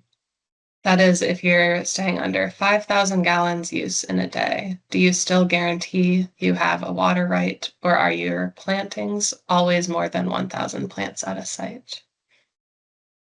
Our plantings are, I'm trying to think about, so I'm not sure that I am following the question. If there is a need, we have been advised that if we don't have a water right, that we need to secure a water right, even if it's a very low volume use. And I don't know the specifics on the differences between our conditions or where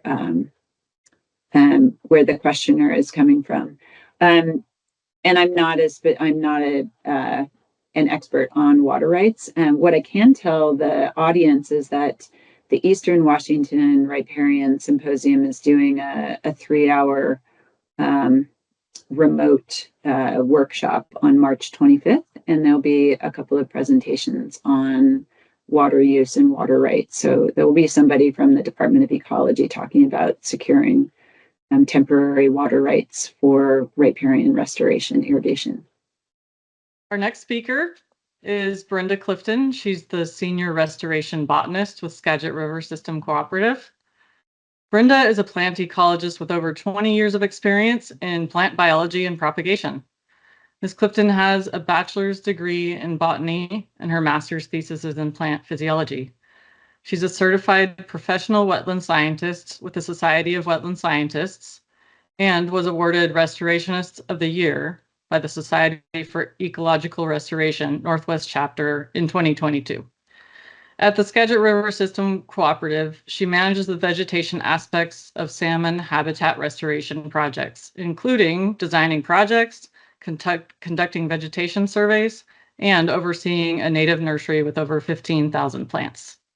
So I'm excited to talk to you today about best management practices for assisted migration in habitat restoration projects. This is actually a work that was put together by a subcommittee of the Forest Adaptation Network, and it involved several different people in several different organizations. The Forest Adaptation Network is just a group that mostly talks about climate change and planting trees. We get together quarterly. So if you have interest in joining that group, you can email Rowan Braybook. Her email is to the top and to the right. I'll start with some definitions of assisted migration. Assisted migration is basically just people moving plants from one area to another. And in our context, we're doing that because we're hoping that moving plants from an area where climate is modeled to be similar to the area where we're planting trees in the future will ensure the success of our planting projects. For the purpose of this paper, we used 3 definitions of assisted migration. Assisted population migration, where you're basically moving a species within its current natural occurrence. For example, moving Douglas fir from Oregon to Washington. Like Douglas fir already occurs in both Oregon and Washington. So basically, you're just moving an Oregon population into Washington. There's also assisted range expansion, and that's when you're moving a tree just outside of its current range. So, for example, if you were going to plant Oregon ash I'm in Northwest Washington. So if I put Oregon ash in Northwest Washington planting, currently Oregon ash mostly occurs in Southwest Washington. And so I'm moving it just outside of its existing range. And then there's assisted species migration, and that's when you're moving a species far outside of its existing range and beyond its natural migration boundary. For example, if you wanted to plant California redwoods in a city park in Seattle. There are also 2 different approaches to assisted migration. There's the species rescue perspective, where you're looking at it from the perspective of a plant that is suffering from climate change, and you're moving that species into a better climate. And then there's the ecosystem services perspective, and I think that's what most of us are looking at. And that's when we're looking at it from an ecosystem and moving climate adapted plants into our ecosystem I think in our case, to have better success of our plantings in the future. The theory behind assisted migration and why people think it will work is because climate shapes plant phenology, morphology, and growth. And so things like when flowers bloom, when buds break, how tolerant plants are to drought have evolved based on the climate that they grow in. And we know that plants can migrate themselves, um, especially the plants we put in our riparian areas. Their seeds are distributed by wind and animals, so they can move, but it's looking like they can't move fast enough to keep up with future climate change. And so as a result, it's projected that plants will suffer with altered growing seasons. They may grow less, and we may even see changes in forest composition. So the idea is that we can help the health of our plants and forests by migrating them further than they could do naturally, which sounds great. Except there's a lot of risks associated with this practice. For one thing, the plants we move may not survive well in their new setting. The seed zones that we've been using for decades were developed by testing a lot of seeds and seeing which areas they grow best in. And a lot of that they found they grew best near where they were from. There's also a risk of the introduction of invasive plant genotypes or species. I mean, we all know the effect of moving Himalayan blackberry from Asia to North America has been, but there could also be an invasive genotype. We learned in 2020 at one of the talks about a flower in California that was moved from Southern California to Northern California, and this species already occurred in Northern California, but the population they moved from Southern California became invasive, whereas the Northern California population was not. We may accidentally introduce invasive pests or insects or pathogens, diseases. These could travel on the seedlings or seeds that we're moving. And we've already had some examples of pathogens moving on plants that have just been detrimental to the ecosystem and economics of where they attack. For example, chestnut blight or sudden oak death have just devastated huge populations of plants. Assisted migration could result in poor community structure. For example, if you're moving a redwood from California, are you also moving the, understory ferns that come with it? And if you put it into a riparian planting in Western Washington, is it going to fill the same role that it fulfilled in California? We really don't know the answers to these questions. There's a risk of genetic alteration of existing populations for the worse. If the plants you're bringing up have poor genetic diversity because they all came from one pine cone, and we introduce them to an area where you also have that plant occurring naturally, then when they breed with the surrounding plants, they could reduce the genetic variation of the plants around it as well. All these risks increase with the distance that plants are moved. The risk is less if you're moving plants from Southern Washington to Northern Washington than if you're bringing plants from California to Washington. But at the same time, we're in a situation where there are risks associated with doing nothing. We're definitely seeing some negative effects of climate change on our local species already. And so with this subcommittee of the Forest Adaptation Network, we came up with a decision tree that practitioners can go through if they're thinking of incorporating assisted migration.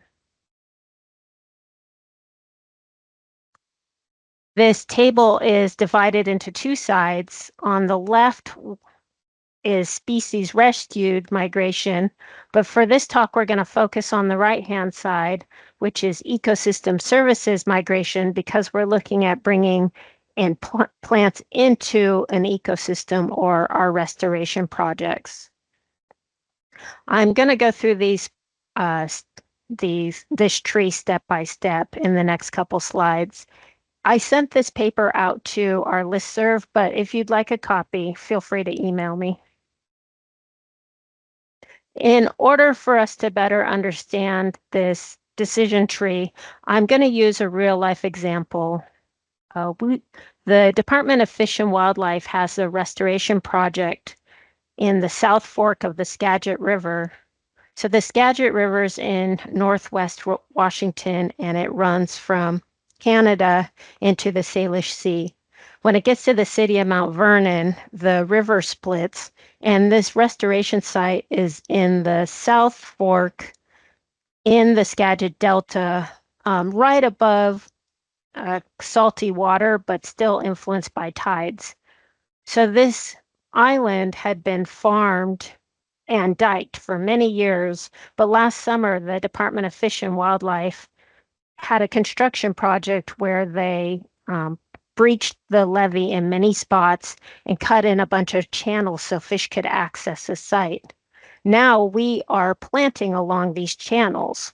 The first step in the decision tree is to gather background information. You want to see if you can find any information that addresses ethical considerations at the site. We as practitioners have the ethical responsibility to prevent irreversible effects from assisted migration. And so we need to determine what constitutes an acceptable risk of harm.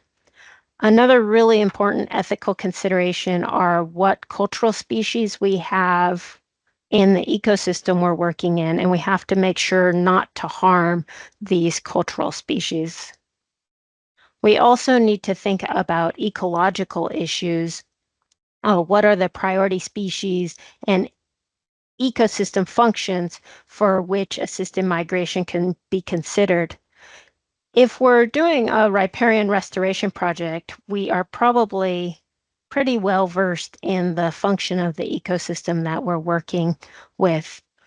But we should also see if we can find any information about the probability of assisted migration success for any of the keystone species in that ecosystem, like how well they're going to do if we move them, and also think of any negative impacts of relocated species on other species or ecosystem functions.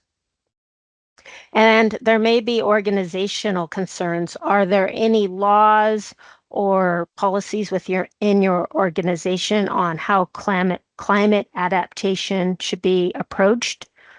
Is assisted migration even permitted? And then who within your organization has the authority to initiate assisted migration, and who is going to get the funding and who's going to monitor these projects? So are important things for you to consider. Also, try and collect all the models that you can about predicted climate change and species migration in your area. For example, in the top right-hand graph, this is the biophysic aspects of forest in Southeast Washington, and this applies to where I am as well. On the graph on the left, you have the current conditions, and as you can see from January to June, we have a surplus of water. Most of this is held in snow in the winter, and it extends for how long we have water as the snow melts. Therefore, we have a small deficit of water from June to September when it starts raining again and the surplus goes up. Moving forward, it's modeled that the surplus of water is going to be greater in the winter but since less of this will be stowed in snow, the deficit is going to begin in May, and it's going to be greater in the summertime until it starts raining in September, October again. In the bottom right, the databasin.org is a great source of looking at where species occur and where they might migrate to. This is a visual for Western red cedar. On the bottom of the graphic, you can see red dots. This is where Western red cedar currently exists, but is starting to die off. And then in the top part of the graphic, you can see green dots. This is where Western red cedar new populations are projected to appear. In the middle of the graphic, you see the black dots, and these are areas where Western red cedar exists now, and they think it will continue to exist in modeled climate change scenarios. Although I'm seeing that Western red cedar is occurring in wetter and wetter areas, even if it's going to persist. So you can generally see that the trend is to migrate up north and to the east. But at the same time, this map on the lower right is the Skagit River that I work on, and most of my restoration projects are in the pink agriculture areas and the orange developed areas. And so there's not a lot of opportunity for the seeds of migrating plants to get into my restoration projects. Step 2 is determine if assisted migration is even feasible. Look at the time frame you have for your project or your funding. Figure out how you're going to source the plant materials. If you're going to bring up seed from your source, you're going to need extra time to do a contracted grow. And it may be really hard to find a nursery if you don't bring up seeds where you can buy the seedlings from the seed zone that you'd like. Also look at the costs, moving plants around, making sure they are disease-free, and monitoring your projects is all going to cost money, so make sure that's in your budget. And then finally, determine whether the stakeholders are supportive. For example, a project that has assisted migration in it in a city park in Seattle is probably going to have more support than in a national park, for example. Check to see in step 1 if there has been any opposition to assisted migration in your area in the past.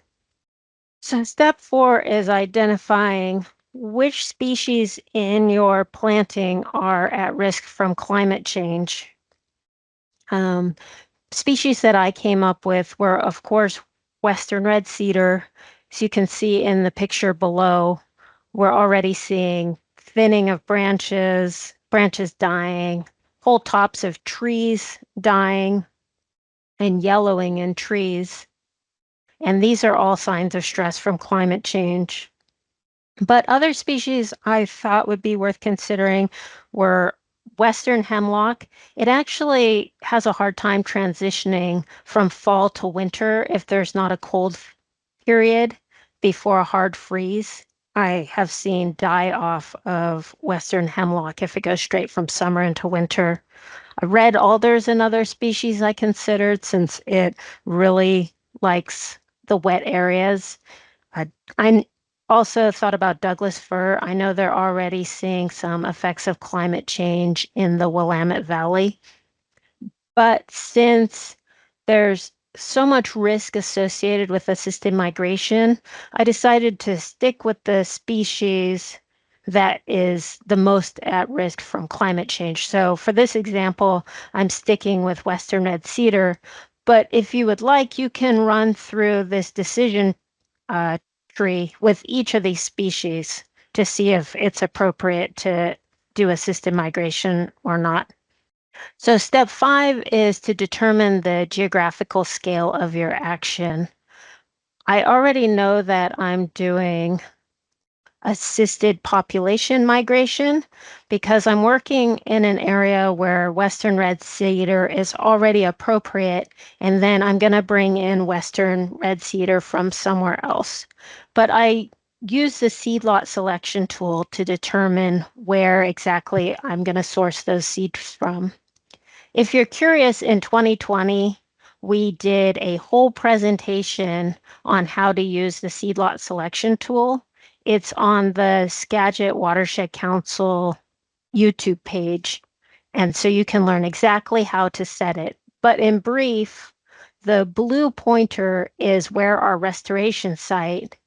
And after you run the model, the darker red the area, the more appropriate the seeds will be in the climate that the period that I set, which is 2071 to 2100. So you can see that there are lowland Puget Sound areas in southern Washington that are appropriate to source seed, and even down to the Willamette Valley. So the Forest Adaptation Network has actually done a contracted grow with some Willamette Valley seeds. And so this is the Western red cedar I have available, and I'm going to do the next step with Western red cedar from the Willamette Valley. So Karasov Olson has already developed this great risk analysis for assisted migration, but it's really specific. So you need to go through all the steps we went through and pick a specific site, a specific species, and a specific seed source before you go through this risk analysis. This risk analysis is available on the internet, or I can send it to you. And not only does it come with the analysis in the article, but it also comes with an Excel sheet that allows you to visualize the risk. And so for each section, you answer the questions they give you, and your answers will determine if you set the risk at low, moderate, high, or very high. And then you also set the confidence level from low to high based on how sure you are of your answers. Like, do you have scientific research, or are you just guessing? When I did the specific scenario of moving Willamette Valley cedars into Northwest Washington, I had very few areas that were high risk. So there is a high risk, as we talked about, of no action at all. There was also a high risk of an action to the target in the case of the relocated population causing undesired evolution in the target. And this is the risk that like we talked about before, that the seed source that I'm moving has low genetic diversity.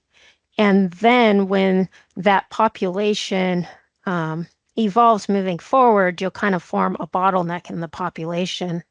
There was also a high risk in the action to non-targets. This is the risk that the competitive interaction negatively affects other Western red cedars. So since the ones I'm bringing up and the ones that I'm there are competing for the same resources, there's a high risk that the Western red cedars I import could negatively affect the ones that are already there, except it's a restoration project and there aren't too many on my site. And then there's a high risk that it's not of irreversibility of the managed relocation action. So once I bring in these Western red cedars from Oregon, I'm not going to be able to tell the difference between their offspring and the local offspring. So if they do turn out to be invasive, I don't have any way of eradicating them. But despite these few high risk areas, this risk analysis found the risks posed by assisted migration to be acceptable. For one, there was no single category that made the project unacceptably risky. Also, the confidence scores were relatively high. We're starting already to have quite a bit of research out there about the effects of climate change on Western red cedars. And generally, the distribution of risk was low enough to avoid catastrophic problems. So this is back to our decision tree. And if you go through step 6 and find that the risks are acceptable, then you can move on to step 7, the best management practices. But if you go through step 6 and you find that the risk is unacceptable, we recommend that you go back to step 5 and reduce the geographic scale of the action. So maybe try the risk analysis again using Western red cedars from southern Washington, or even in the Skagit watershed, there's Fedago Island, which is in the rain shadow. In the summers, there are already hotter and drier, so that may be another option of where to source seeds. So the best management practices for assisted population migration are to focus on species that are at risk from climate change. Since assisted migration is risky, it's important that we choose species that are also at risk so that the benefits outweigh the risks. Another good management practice is to choose to migrate seeds over seedlings. It's a lot easier to make sure you're preventing the movement of pests on seeds than on plants. Make sure, though, to include plants with different climatic tolerances. Just because the seed lot selection tool said to use plants from the Willamette Valley in Oregon, that should probably not be the only place you're sourcing seeds from. I could try some seeds from Western Washington or Fedago Island, like I talked about, because it's just a model, and we're not really sure which of those seedlings are going to do well now and which of those seedlings are going to do well in the future. Make sure to plan for difficulties in acquiring stock. It is likely going to be difficult to get plants or even seeds from the areas where you want to source your plants. Before you start, make sure you have a protocol to detect, isolate, and eliminate pests. Even with seeds, there are some diseases that you could be transplanting, and so you should research that and have a plan to make sure you don't do that before you start. Also, plan for poor performance of your assisted migrated stock. The way that we're going to do it is to increase density of our plantings and also to include some local cedars in case the assisted migrated stock fails. And then finally, before you even start planting, develop a monitoring plan so you can monitor your assisted migrated plants and adaptively manage your assisted migration program within your organization. Are there any questions? I don't have any questions yet, but this could be a really good time while they come in to maybe go back to the slides that people missed. The case study, I think, is the last one that a few people were stuck on. Maybe we could just bring up the next slide after that. These are some models that are pertinent to climate change and species migration in the area of my restoration project. So the one in the top right shows the biophysical aspects of a forest in Washington, and it basically shows how the present is on the left and the future is on the right. And it basically shows how the snow in the mountains melting earlier is going to increase the deficit of water in the summer. And then the bottom right hand is a model from databasin.org, and they have these for a lot of different species in a lot of different areas. And it shows how Western red cedar is going to migrate moving forward.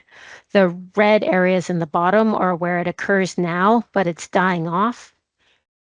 The black areas are where it's occurring now, and they expect it to continue to occur.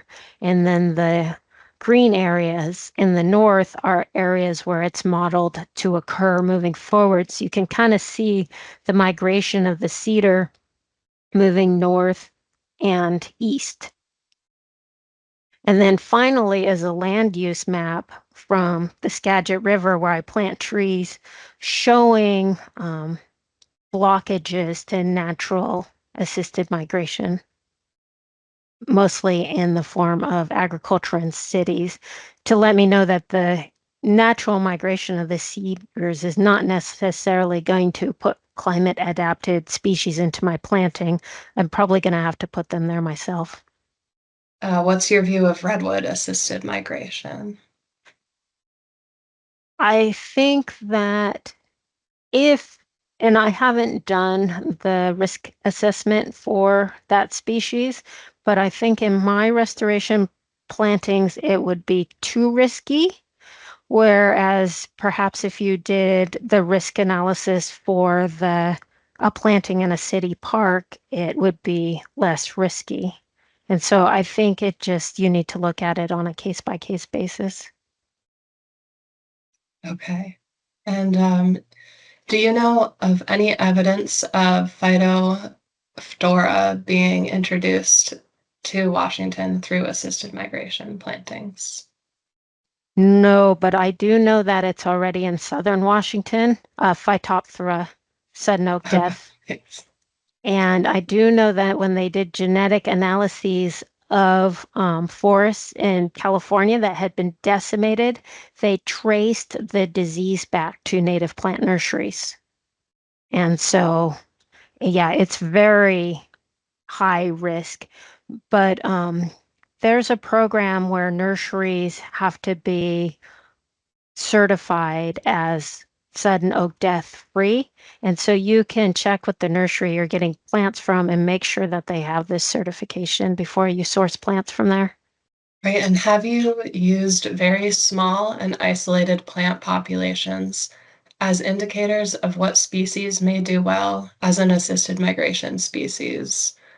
And we have, for example, very small populations of bay laurel near Seattle, very small populations of bigleaf maple in Idaho, and a similar population of Gary oak in British Columbia.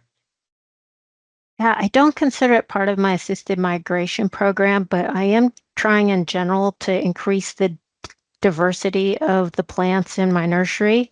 And so we try and collect seed from exactly these small isolated populations like you're referring to. For example, lodgepole pine in Darrington.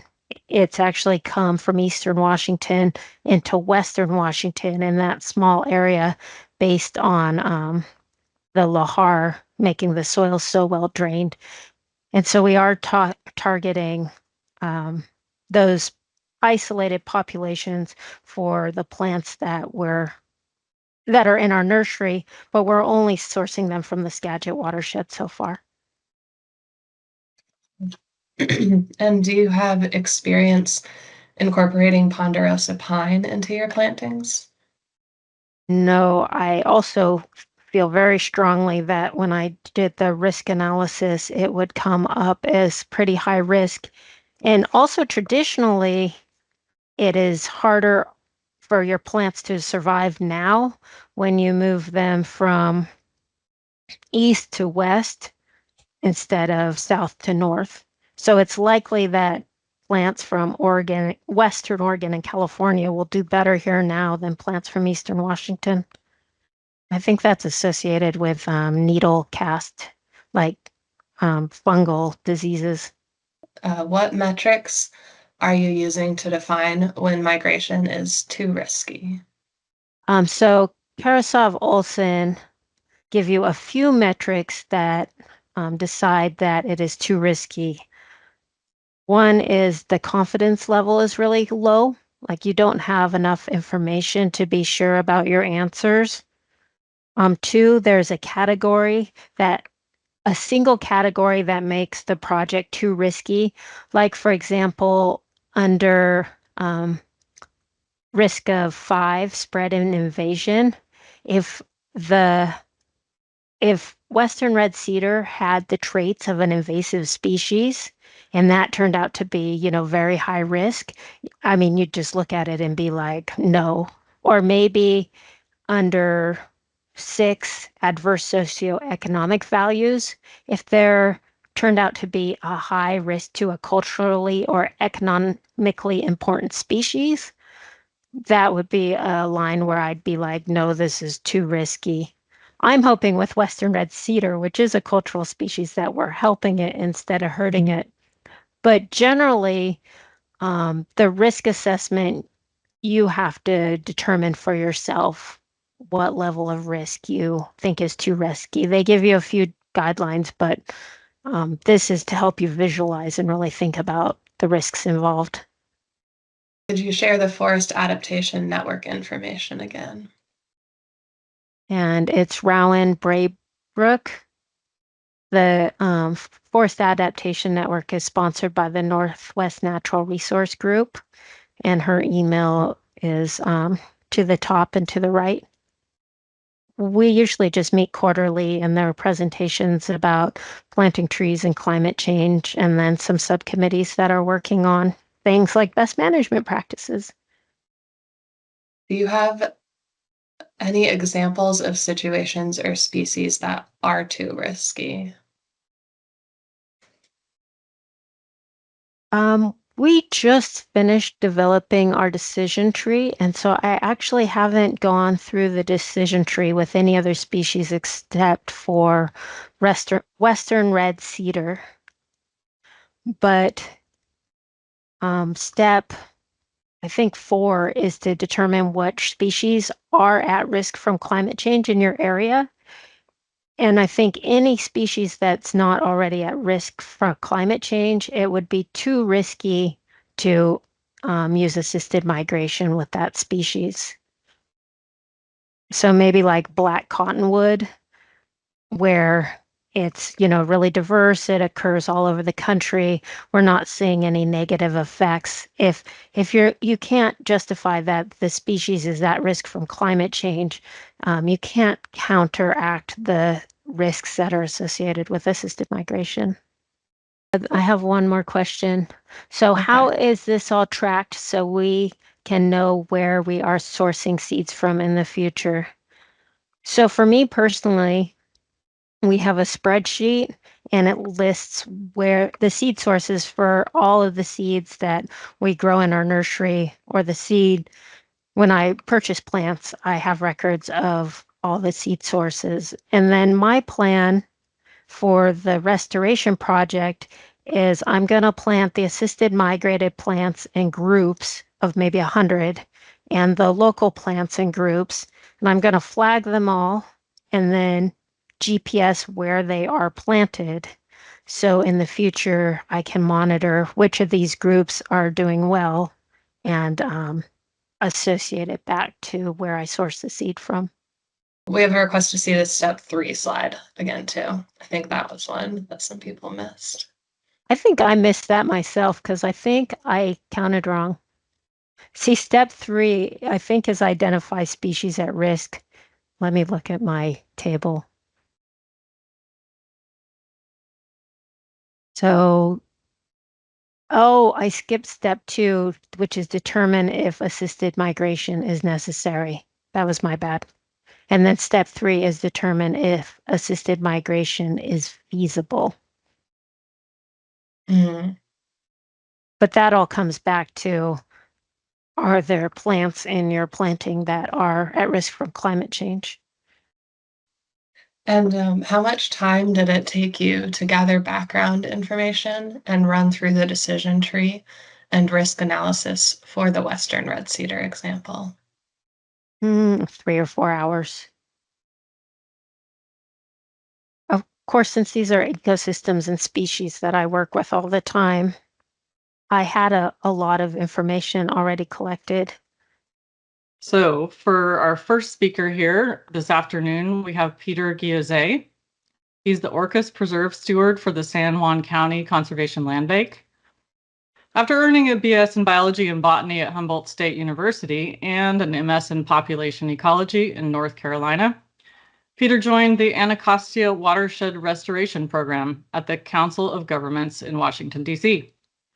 Upon returning to the Pacific Northwest in 2001, he helped build a successful watershed restoration program at Clean Water Services in Oregon's Tualatin Basin, and then served as senior natural resource scientist at Oregon Metro. Peter? I want to thank you for inviting me to talk about this paper that I co-authored with Kathleen Guillozet and Kendra Smith back in 2013. It kind of highlighted the what I would consider to be the riparian planting scene in that part of Oregon in the early 2000s. We'll kind of go over what I'm calling the Tualatin Basin case study, which is work of Clean Water Services and kind of a rapid ramp up of a revegetation program and some early observations and course corrections based on the early projects. And then I'll talk a little bit about how that work was expanded down through the Willamette Valley.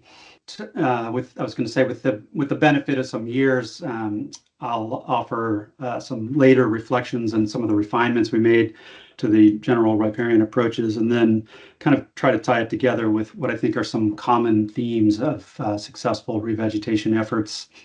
I am about to share a bunch of opinions, and I want to just say that not all of them are shared widely by West Side riparian managers, but I think clearly site conditions and climate and scale all come into play here, and there are many ways to succeed.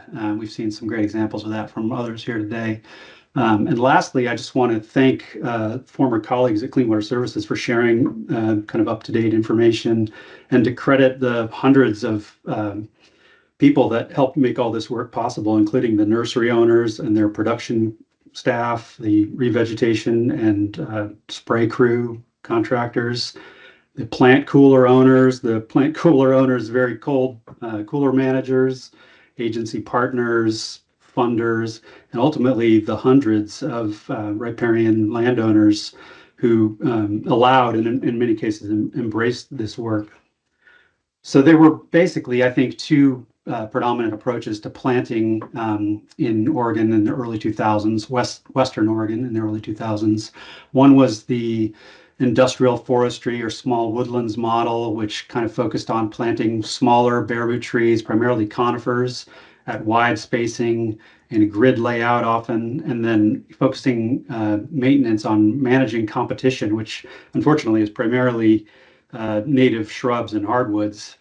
At the other end of that spectrum was the small urban, suburban, natural area type planting that was often done by landscaping contractors, sometimes volunteers. It usually relied on larger containerized plants and some combination of irrigation, mulch, fertilizer, maybe weed fabric. Plants were often arranged in either random or clustered layouts. And then in many cases, some sort of plant protection was used, either tubes or cages. Clean Water Services is a sewer and surface water special service district in the Tualatin Basin, and it is surrounded by agricultural lands. The Tualatin River Basin is a salmon-bearing system, and it had a long history of poor water quality, nutrient pollution, and then later on, temperature issues. And the challenge for Clean Water Services at that time was that EPA and Oregon DEQ had come up with the first temperature TMDL, or total maximum daily load permit. And Clean Water Services had a choice of either building a number of large coolers to basically chill the effluent of several treatment plants to get it down to acceptable levels, or to pursue a multi-year riparian planting effort with the goal of shading those streams and either preventing warming or cooling the streams. So in 2004, there was a new NPDES permit, or National Pollution Discharge Elimination System permit for Clean Water Services, that really kicked off that big planting effort. Fortunately, there was quite a bit of funding available. Clean Water Services had a pretty healthy revenue stream from sewer and stormwater service fees. And the small watershed management department staff that I joined, I think in 2002, really had an opportunity to ramp up work that it was already doing in riparian areas. I don't think it's too much of an exaggeration to say that it was a great place to be doing riparian planting at that time. Oregon's favorable climate, particularly on the west side, a robust forestry sector that had contractors looking for ways to work closer to home rather than way out in remote areas, and a very large nursery sector exporting plants all over the country, increasing native plant production and knowledge of how to produce native plants, emerging regulatory drivers like the TMDL I mentioned, and then implementation funding, both in the case of user fees with Clean Water Services and also Bonneville Power Administration, salmon mitigation funds, Oregon lottery funds. So there was, relatively speaking, a lot of funding available at the time. By this time, I had already interviewed a number of agency staff in the region. I was, fairly new to riparian planting, and they had been planting for several years. I got copies of their contracts and visited a bunch of sites and saw some things that were working well and some things that seemed to be working less well. So we started thinking about, how we would need to change things to achieve that rapid stream shading objective required by the permit, and how to address the challenges of working in floodplain and riparian habitats. Namely, a lot of these sites were underwater for long periods in the winter, and then bone dry with clay soils, baking in the summer. I know that's relative coming from the east side, but also just lots of reed canary grass and blackberry and other weeds. We also needed to figure out how to get out of these sites relatively quickly. We figured we'd be accumulating a big portfolio of projects and couldn't work on them all forever. So how do we speed them along? We also were fairly aware of browse pressures in the area. It was primarily deer and voles in that area, but in some areas, elk, boomers, and beaver, and also nutria. Beaver were pretty uncommon in the basin at that time, and later they came to be probably one of the biggest forces at work there. And then also we were trying to balance our desire to reestablish what we consider to be historically accurate plant communities against, the reality check of highly altered site conditions and other limitations. So we knew we couldn't do things perfectly, but we wanted to do things as well as possible. So the general approach that kind of came out of those considerations was a plan that was informed by reference sites. So these were intact natural forest types around the area that didn't have a lot of weeds in them and appeared to be on a good trajectory. And those sites indicated that we needed to be planting more shrubs than trees, that we needed to be thinking about higher planting densities in order to occupy all the weedy ground quickly. And that just for logistical purposes, we should focus on smaller plants, bare root plants, just sheerly from the standpoint of being able to move them around. And then lastly, we knew we needed to lay the plants out in rows so we could get through those rows efficiently to maintenance. I think it's helpful to think about this approach in terms of the RK selection theory from MacArthur and Wilson back in the 60s. They described K strategists as species like humans and whales that have relatively few offspring and a relatively high parental investment per offspring. It's a good analogy for the landscaping type of planting with the focus on a fewer large plants. By contrast, our strategist species like dandelions or salmon produce a lot of offspring with little or no parental investment, and then they're particularly good at colonizing unstable environments. I think it's a good analogy for the kind of revegetation we were doing then. Lots of small plants, relatively low investment per plant. We decided to focus on these small bare root plants, and we spoke with a professor at Oregon State University, Robin Rose, who had done decades of research into tree seedling success.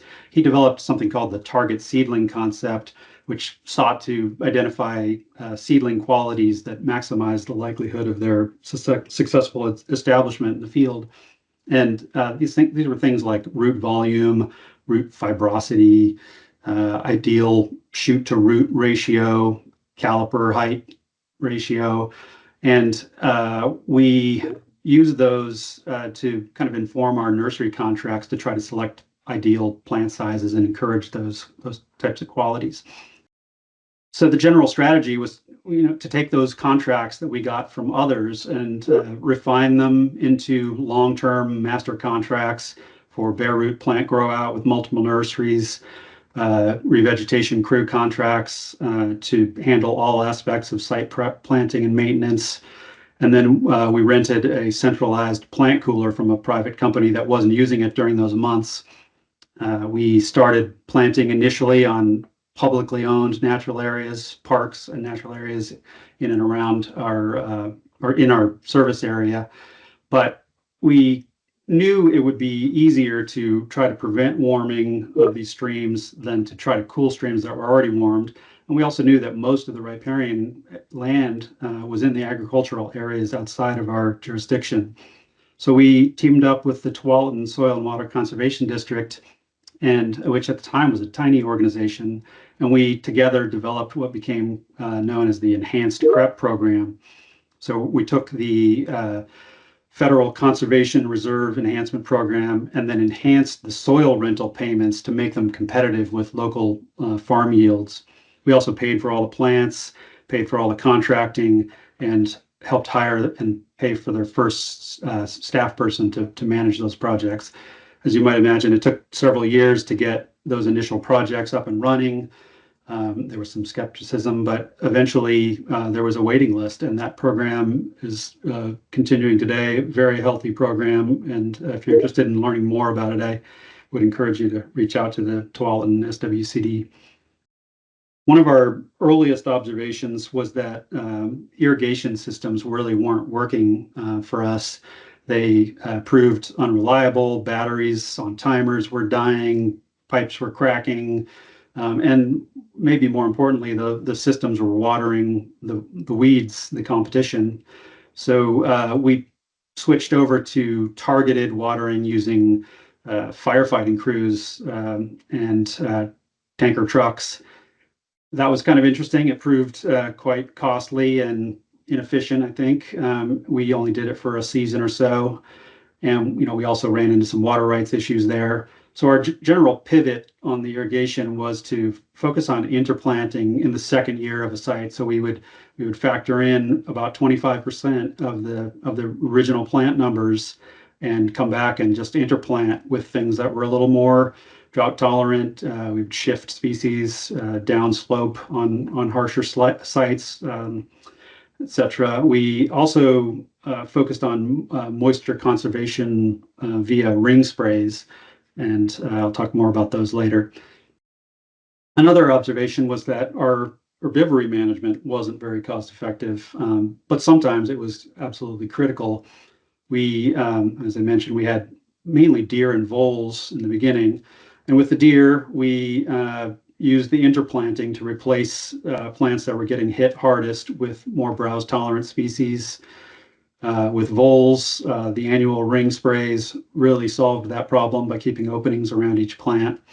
And beaver, really weren't a big factor early on, but quickly became a factor. And for those sites, we returned with a mix of more browse tolerant and inundation tolerant species, and then did some limited wire caging on trees. Generally, the plastics were kind of emerging as a bigger problem on our sites. I know others have already talked about this today, but we were finding tubes getting washed out, finding them, sometimes miles downstream. It was expensive to remove them. We realized, even with the resources we had, that probably a lot of them weren't going to get removed, and so we generally pivoted away from all use of plastics. And that's not to say that tubes can't be very helpful sometimes, but just on this at the scales we were working, and the just the challenges with the flooding, it just didn't seem to be worthwhile.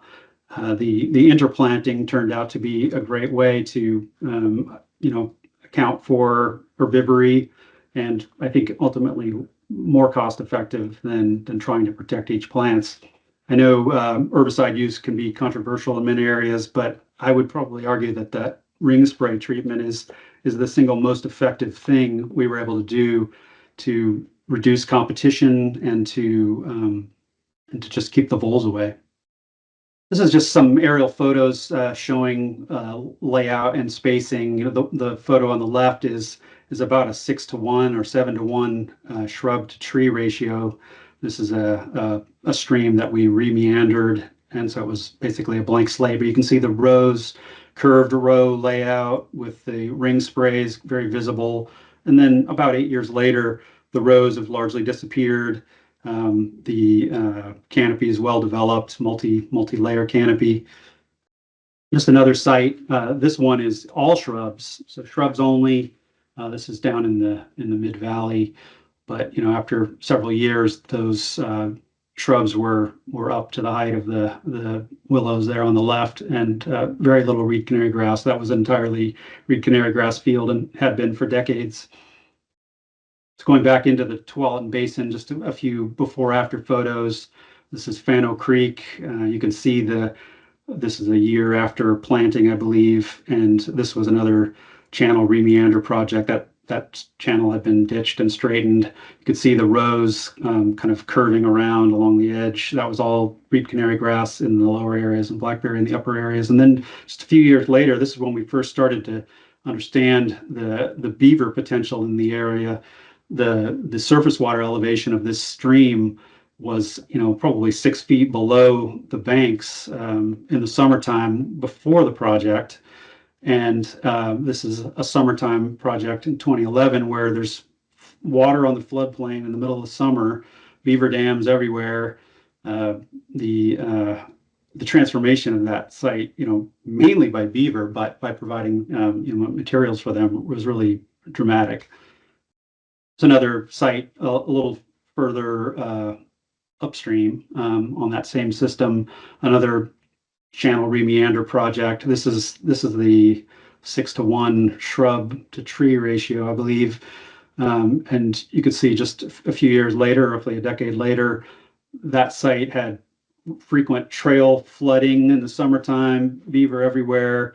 That was a very incised channel. So these were helpful for us to think about our planting and really the important role of beaver in this system that we thought might be the case, but it's amazing how quickly they showed up. So just kind of zooming out a little bit at the Clean Water Services sort of case study. So from 2002 to 2024, they planted about 15 million plants on about 5,000 acres on over 100 miles of stream. And not all of their projects were enrolled in their so-called temperature management plan for their permit. They had many other sites that they had in kind of like in reserve in case sites that were enrolled got wiped out by beaver, for example. But you could see a rapid ramp up and kind of a trend over time with some eventual little bit of tapering off recently. According to staff there, it's really a matter of running out of land to plant. Larger sites, most of those were picked off fairly early. You can see the habitat types represented by this planting, mostly, sort of classic riparian forest, but also forested wetlands, shrub forest, and uplands. A lot of the sites look like that photo there taken from a bridge, which originally was blackberry on the high banks, reed canary grass, and then an open channel. So a very high degree of shading on a lot of those projects. I left Clean Water Services, I think, in 2009, and moved on to working in the broader Willamette Valley OWEB, Oregon Watershed Enhancement Board, which was administering lottery funding for restoration work. Was very active around the valley and the Bonneville Environmental Foundation Model Watersheds program was working with watershed councils throughout the Willamette Valley to try to help bring some of this scaled up riparian work farther south. And so they organized some revegetation workshops and set up a collaborative grow out nursery contract to make it easier for partners to get plants, and also to make it easier on the nurseries in terms of fewer points of contact and helping to even out the fluctuations from year to year in plant demand. That infrastructure turned out to be very supportive of some of the wildfire recovery in the Willamette a few years back. A lot of those plants were redirected towards replanting areas that had burned. I think collectively, another 10 million plants or so have gone in the ground since 2010 as a result of these efforts, and it's all continuing today. So after a few more years of looking back at all this and talking to more people, these are some reflections on things we maybe could have done differently and started to do differently. One was just planting fewer trees. I made a lot of mistakes early on with overplanting of trees. Those sites, after a few years, had a lot of bare ground under them, and really not a very well developed canopy, just some tall trees. And it seems that thinning is expensive. Often it would come outside of a typical project grant cycle. And, at least at Clean Water Services, even with lots of money, they've struggled to get back and thin some of these projects. So maybe planting fewer trees generally. Planning and planting for beaver, and specifically, I mean thinking carefully about beaver favorites versus beaver friendly plants, and I'll come back to that a little more later. Plant more shrubs. So far, I've never seen a project that had too many shrubs, but not all shrubs are the same, and I'll come back to that as well. But natural tree recruitment has become an increasingly important factor on a lot of those older sites. The shrubs really set the stage for seeds that were already coming in to germinate. More site prep never hurts. Some of those early projects we prepped for a year, sometimes less. Some of the later projects, they're prepping for several years, and it tends to pay off in terms of your weed management maintenance requirements down the road. And then lastly, the herb layer is important and often underappreciated. I've certainly underappreciated it. We didn't have access to a lot of shade tolerant understory herbaceous plants. At the time, that's changing, and I think more and more attention is being placed on the herb layer, which I think is very valuable. Finding the right balance of shrubs to trees has always been a head scratcher for me. Plants, they span this huge range of size and form, from thicket forming shrubs like snowberry to smaller individual shrubs like mock orange, to arborescent or tree-like shrubs like elderberry, to small trees like western crabapple, and then large trees like big leaf maples and conifers. There's just a lot of variability there. Going back to those reference sites, this top table at the top is a summary of 16 sites in Western Oregon. And I think the take-home message for me was that there are a lot of stems on these sites, a lot of stems per acre. They're mostly shrubs. And in some cases, shrubs were at 10,000 stems per acre or more. A lot of these sites were very similar to the ones we were planting at different ages. And it really was helpful to be thinking about how we're, the relative densities that we're planting these different kinds of plants, and then their structural role in the developing forest, and then their key ecological roles. And I continue to visit sites and think about how I can learn from them.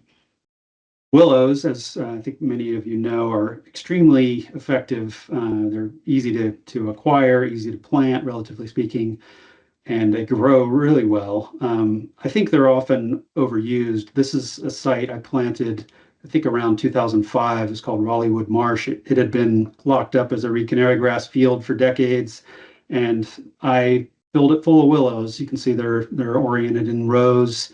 These were about 3 foot tall cuttings pushed about halfway into the ground, into the muck. This site and a lot of other sites like this closed up very rapidly. In several years, there was a 15-foot tall canopy of solid willows, and in this case, a lot of bare ground in the understory. I repeated that on a number of sites, and I've gone back to visit those over the years. This site in Beaverton, Oregon, was a little different, but it got me thinking about what I think might be a cycle of a reed canary grass field that you can fairly easily convert into woody vegetation. Then the beavers show up and use that woody vegetation to build low, wide dams. In this case, a 6-inch dam could flood out many acres of this site.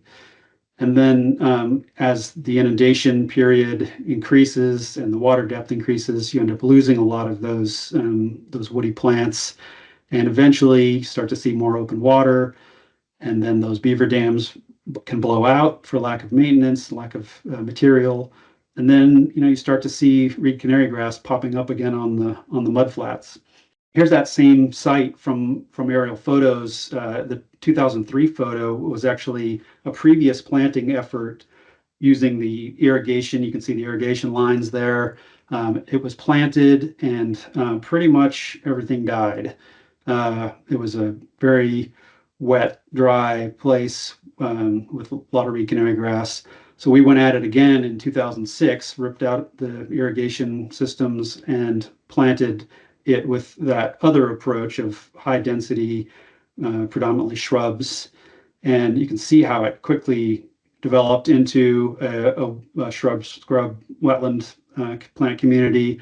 The beaver built dams at the outlet, and they were very low. They were, maybe 8 to 10 inches tall, but sometimes, several hundred feet across the floodplain. And fast forward a few years, that's more or less what it looks like now. I mean, there's still some benefits of that original planting. There's still some nice plants around the edges, but it's a lot of open water. It's probably giving some temperature impacts downstream. There are pros and cons to that kind of change. Definitely a lot more water on the floodplain in the summer, which has its advantages, but it's given me pause about my use of willows. So just a few thoughts on what makes a successful project, in my opinion. One is a full community composition. So we have all the species that we think should be there that are there, based on reference sites in the area. A multi-layer canopy that helps provide the various habitat values, but also makes it a little more resistant to reinvasion by certain weeds. And a healthy, diverse native herb layer, which I've usually failed to achieve. I think a lot of people have used present survival as a way of defining success. I think that can be a poor measure, because if you plant 100 trees on an acre and 90% of them survive, that's a very different situation than if you have 2,000 and you only have 50% survival. So I think a lot of people have moved away from percent survival as a tool, at least percent survival out of context, I guess. Some things that I think are measures of resilience of some of these sites is how much open ground is there after a few years? Will that forest likely be reinvaded by blackberry? Some of my early projects were going back to 10-year-old projects where the entire understory had reverted to blackberry. Will it withstand prolonged flooding and inundation by beaver? In other words, does it have the species that can tolerate that in the mix? Is it going to require thinning? So, do you have the money to follow up and thin it? Is it likely to burn? In other words, maybe it has a lot of conifers. Some places that's appropriate, but if it does burn, is it likely to regenerate? So just some thoughts about defining success, I guess. And kind of getting towards the end here, I just want to talk about our essential partners in this work, the nurseries and the revegetation crews. I think what we can do to help them is always in my mind, and I think helping to create predictable demand by communicating with others about plant needs, providing as much advance notice as possible to nurseries, recognizing that it takes 2 or 3 years to grow out a plant, sometimes longer, avoiding canceling orders at all costs. Sometimes you can delay an order a bit. Maybe you can get the order even if your site's underwater and heal in those plants on site. But I've heard firsthand from nurseries over the years how devastating it can be when somebody cancels an order at the last minute. And I think with the contractors, just being open to contractor suggestions, particularly from contractors that have been doing the work for a long time, trying to provide year-round work. There's so much seasonal fluctuation in this kind of work.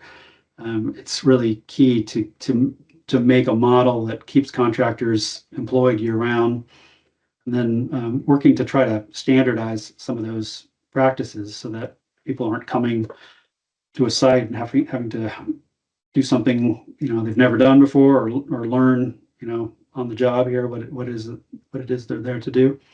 So some common threads, I think, at the project level that I think I've observed over the years on many sites. I've talked to a lot of people who've shared similar observations. One is aiming for a multi-layer canopy. Another is planting mostly shrubs, both for habitat value and also to not create situations where we have to get back and do a lot of thinning. In low gradient floodplain systems, watching the willows, being thoughtful about planting them strategically in certain areas and leaving them out of other areas so that the beaver don't, basically eat themselves or dam themselves out of house and home, because we always want those beaver to stay and to sort of settle in. Having too many willows can short circuit that, in my experience. Eliminating grass around seedlings, really, like I mentioned earlier, one of the key maintenance practices to prevent vole damage and retain moisture. I planted a site here on Orcas Island a few years ago in a agricultural area, and was planning on doing business as usual, but I was shut down in my ring sprays by a disagreement about whether that should be allowed here. And that is without a doubt my worst project in many years. The plants are struggling. The growth is slow. I've had to return repeatedly to put in a few more plants. It's just not doing well. And it's entirely due to my maintenance or lack of maintenance in the way that I wanted to do it. Generally skip the plastic if you can. Interplant in the second year, ideally. Like I mentioned earlier, I always try to budget 25% of the original planting numbers, and it varies from site to site, but it's good to just have in mind that you'll need to go back and infill and replace what didn't work with something that will work better. And then don't forget the herb layer. So some common threads for program level thinking, I guess, is longer term funding windows. This is always the challenge with grant cycles and changes in at the top of the government. It's really for the nurseries, for the contractors, for the projects. It's just so important to find longer windows somehow. To pursue some standardization. I know there will always be innovation, which is great, but I think by communicating with each other and figuring out what works best, we can kind of increase the level of standardization. Collaborative grow out, I think, is something really wonderful. It's worked so well in the Willamette Valley. It's challenging to set up, but the nurseries benefit from fewer points of contact. The partners benefit from being able to flex, to have, hey, I have too many plants this year. Who needs these? Hey, I don't have enough plants. I need those. Who can spare those? It's just been a really great way to sort of smooth out the curve of demand and supply. Coordinating on crew demands, similarly, just kind of keeping in touch with who's doing what where, so that we're keeping the crews working at a reasonable level throughout the year, looking to those reference sites. And then just on the climate resilience thing, I really appreciated Brenda's presentation, and the caution she was urging in that. I think, being attentive to site moisture variability within your sites, and thinking first about shifting plant assemblages and species vertically. So getting things that you would normally plant at a certain elevation along a stream channel and shifting them down slope if they're just not making it, and then introducing more upland species into those edges before trying to shift species or plants latitudinally. I think at least I claim no expertise in that field and genetics, and think that the best strategy is to be cautious. That is all I had, and would love to take some questions. Which species did you find did better against herbivory? I guess it depends on the type of herbivory, but things like spirea and snowberry and thimbleberry and salmonberry are all very reliable in places with a lot of deer pressure. I've had to learn a lot, moving to Orcas Island, about how to deal with deer, because no amount of tubing would help here. We have to fence most of our projects. But yeah, generally thicket forming shrubs are very reliable ground fillers, and obviously things like spirea, twinberry are very resilient to being underwater for long periods. So important to consider in wetlands. Great. And in light of willow overuse, what alternative plants would you use? I think more thicket forming things, like I mentioned, in wetland setting, swamp rose, Douglas spirea, twinberry, salmonberry if it's a more shaded site. Pacific ninebark can be somewhat tolerant of beaver. You can plant it with cuttings, although not terribly well. Red osier dogwood is a lot like willows. It produces a lot of dam building material, which can be good and bad depending on your goals. I will acknowledge that I've often been planting these wetland areas in constrained sites where there are culverts and roads nearby, and so and trails also. I've had to think a lot about that, but that doesn't necessarily apply in some wildland settings. What herbicide and application method are you using to implement the ring spray? And is there an ideal timing window for completing the ring spray? Timing is definitely everything with that. In my experience, it's often challenging to find weather windows on the rainy west side when you're, in the spring, trying to get out early in the season when things are either not quite breaking dormancy or just breaking dormancy. So, March, April is typically the time when we would get our first ring sprays done. But sometimes you miss that window, and then it gets so much harder. You have to, be that much more careful around the plants. Often the grass is already knee high, and you can have a hard time finding plants. So just trying really hard to grab that early spring window. And the herbicides, I'm not an herbicide consultant, but it was primarily glyphosate over the years for ring sprays. Just very effective general herbicide. Glyphosate has fallen out of favor in many ways, but I still think it's an extremely useful herbicide.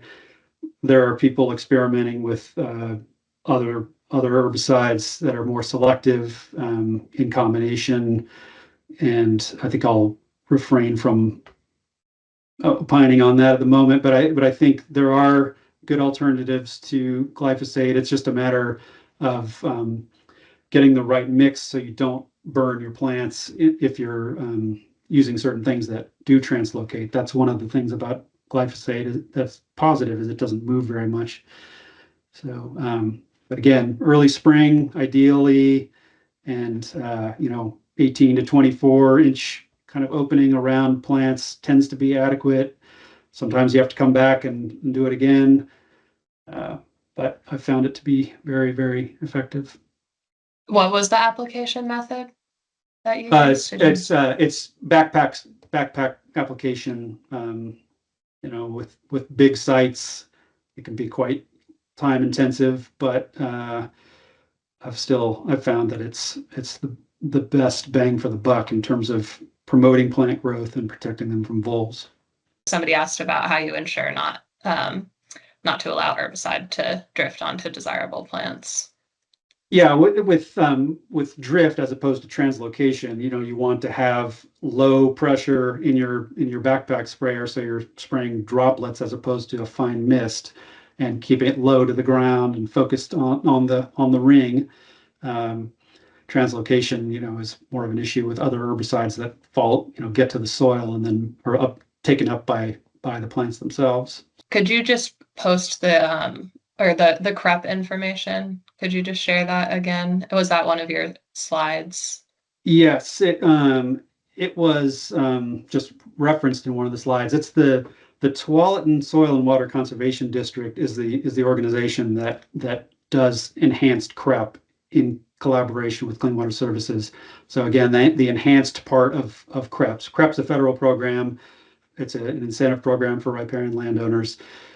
It wasn't going anywhere in the Tualatin Basin at the time because the payments to the farmers were too low. They were producing high value crops on those lands, and nobody was signing up for CREP. So we enhanced the CREP program locally by adding to the soil rental payments to bring them up to a number that worked for farmers, and then also paying for the plants, paying for the labor to install and maintain them. And you know, the conservation district managed the projects, managed the relationships, and took that over and really ran with it over the years. And now they have a large staff and have been very, very successful in their work. They eventually got a tax base which enabled them to operate, you know, with less support from Clean Water Services, and they've really done an amazing job. Okay, our next speaker is B'Elanna Rhodehamel, and she is with the Washington State Conservation Commission. B'Elanna manages the riparian plant propagation program to improve the availability of native riparian trees and shrubs for restoration projects, supporting statewide salmon recovery. Their responsibilities include assessing statewide demand for plants, coordinating contract grows with nurseries, managing grant opportunities for district holding sites, and matching plants with restoration initiatives. B'Elanna. This presentation is going to be switching gears a little bit. I'm going to be talking about funding. And I am very excited today to talk about the riparian plant propagation at the Conservation Commission. Some of you already know of this program and are even actively participating in it, but I'm going to give a general overview for those that aren't familiar.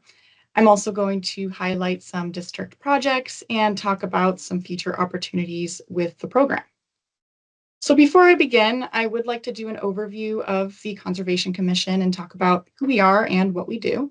Our agency focuses on voluntary and incentive-based work centered around working with the 45 conservation districts around the state and then also other partners as well. So at the Commission, we don't directly manage land or implement projects. We provide oversight and accountability for public funds. We provide policy guidance and leadership. We support conservation district operations, and then we also provide programs and funding. So as I mentioned before, one of those programs is the Riparian Plant Propagation Program, and we've shortened that to RPPP, so that's what I'll use for the rest of the presentation. And then after my presentation, my wonderful colleague Jodi is also going to be highlighting a couple of the Commission's other programs, so you will get to learn about other opportunities more than just RPPP. So jumping into a program overview for RPPP, this program has an annual budget of around $1 million with a main goal of supporting salmon recovery. It's still a fairly new program. It's a little over 2 years old, and it was developed in response to statewide challenges surrounding plant demand. So to respond to these demand challenges, the program focuses on increasing the availability of native trees and shrubs for streamside restoration. And there are a couple different ways we are trying to address plant availability barriers that I'll go through all of that in the next slide. In this program, we have general pots of funding that are involving various stakeholders.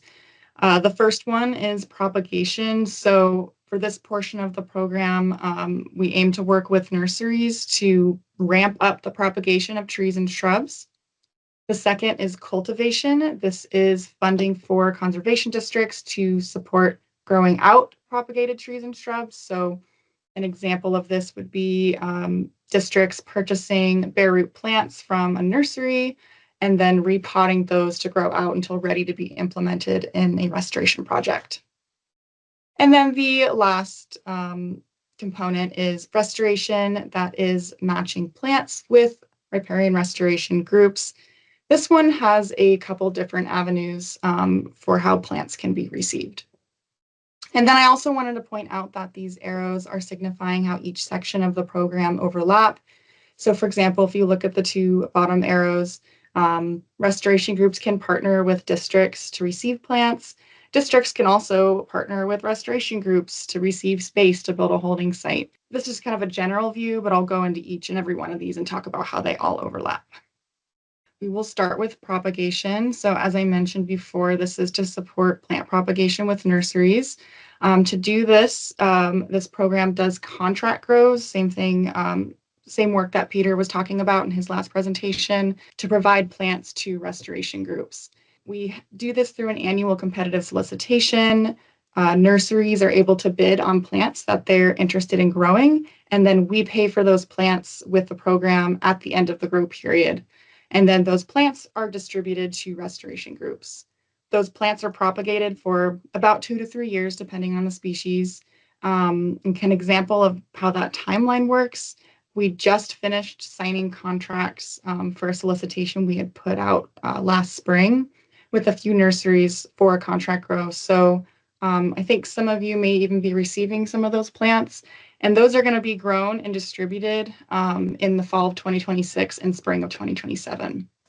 And those are just a variety of native trees and shrubs, and that can include bare root, pots, live stake, anything that is native riparian tree and shrub. We have had some people ask about some specific wetland species, but we aren't able to have that as a part of the program as of this point. Okay, the next is cultivation. I wanted to talk about some annual funding for the Conservation District to support creation, expansion, and maintenance of holding sites where trees and shrubs can be grown out until ready to be implemented in riparian restoration projects. We do allow some propagation as this part of the program, but it is limited. And districts can work with partners, including tribes, restoration groups, a variety. And for this, we fund infrastructure such as greenhouses, fences, any of the unique needs of each conservation district. We do fund materials, trees and shrubs, and then also labor. As of right now, if you look on the map, we have 14 holding sites. We have about 186,000 plants currently being cultivated at these sites. And then I also wanted to just highlight a few really interesting projects. I wanted to start with Jefferson Conservation District's holding site. This is a newer holding site and currently has around 3,000 plants. I would say this is what we would typically see in a holding site. If you look down below on the bottom right photo, you can see they put up a fence. They also installed shade cloths, some gravel and liners, irrigation system. And I wanted to highlight them because they're partnering with the North Olympic Salmon Coalition, so it's an interesting partnership. And their site is a conglomerate of several operations, including a food bank garden, the Organic Seed Alliance, a demonstration garden, and also native plant sales. And because of this, they have lots of volunteers around to help with plant maintenance for the whole nursery. And then a second highlight, I wanted to show Kitsap Conservation District's holding site. Theirs is a little unique. They worked with John Knox at the Plant Materials Center to install gravel beds for cultivating trees. And before in their 1,500 square foot space, they were only able to hold around 4,000 1-gallon pots, and they can now hold 10,000 trees and shrubs. So it's 2.4 times more space efficient. And then with the drip irrigation, they are also 85% more water efficient than overhead sprinklers. And we have a few other districts that are implementing this method now as part of the program, but Kitsap was the first underneath our PPP to implement this, the gravel beds. Okay, circling back to the main components of the program, we talked about propagation and cultivation, and then the last one is restoration. And so this has a couple different avenues. Restoration groups can partner with districts to receive plants or work on a holding site together. The other avenue is through contract grows. To make the order for the contract grows, we rely on restoration groups to let us know what plants they need. To do this, we have an annual plant needs form that's open to districts, nonprofits, tribes, counties, state and government agencies. And so we ask for plants that restoration groups think they may need in the future, a couple years out. That could be plants that are needed every year, or maybe it's a plant that is challenging to find, like maybe a specific seed zone. And then after we receive those forms in the spring, the nurseries then bid, and then we reach out in the fall to confirm orders for who applied. And so we pay for the plants and the delivery of those plants for the restoration groups who make an order. And then for this part of the program, we're hoping that it helps limit the guesswork nurseries have to make for plant demand, and then also provide some relief to restoration groups by securing plants needed for projects and maybe even some leverage for restoration funding. I just wanted to go talk about some future opportunities in the program. So for propagation, we have another round of contract growth starting soon. A competitive solicitation will be coming out. I also wanted to mention that we will be releasing an RFI, request for information, in February, just to gather some feedback.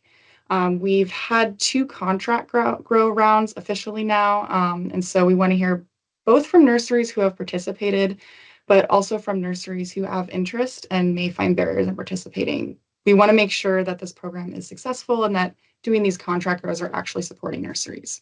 For cultivations, we'll have applications open in May for the next fiscal year.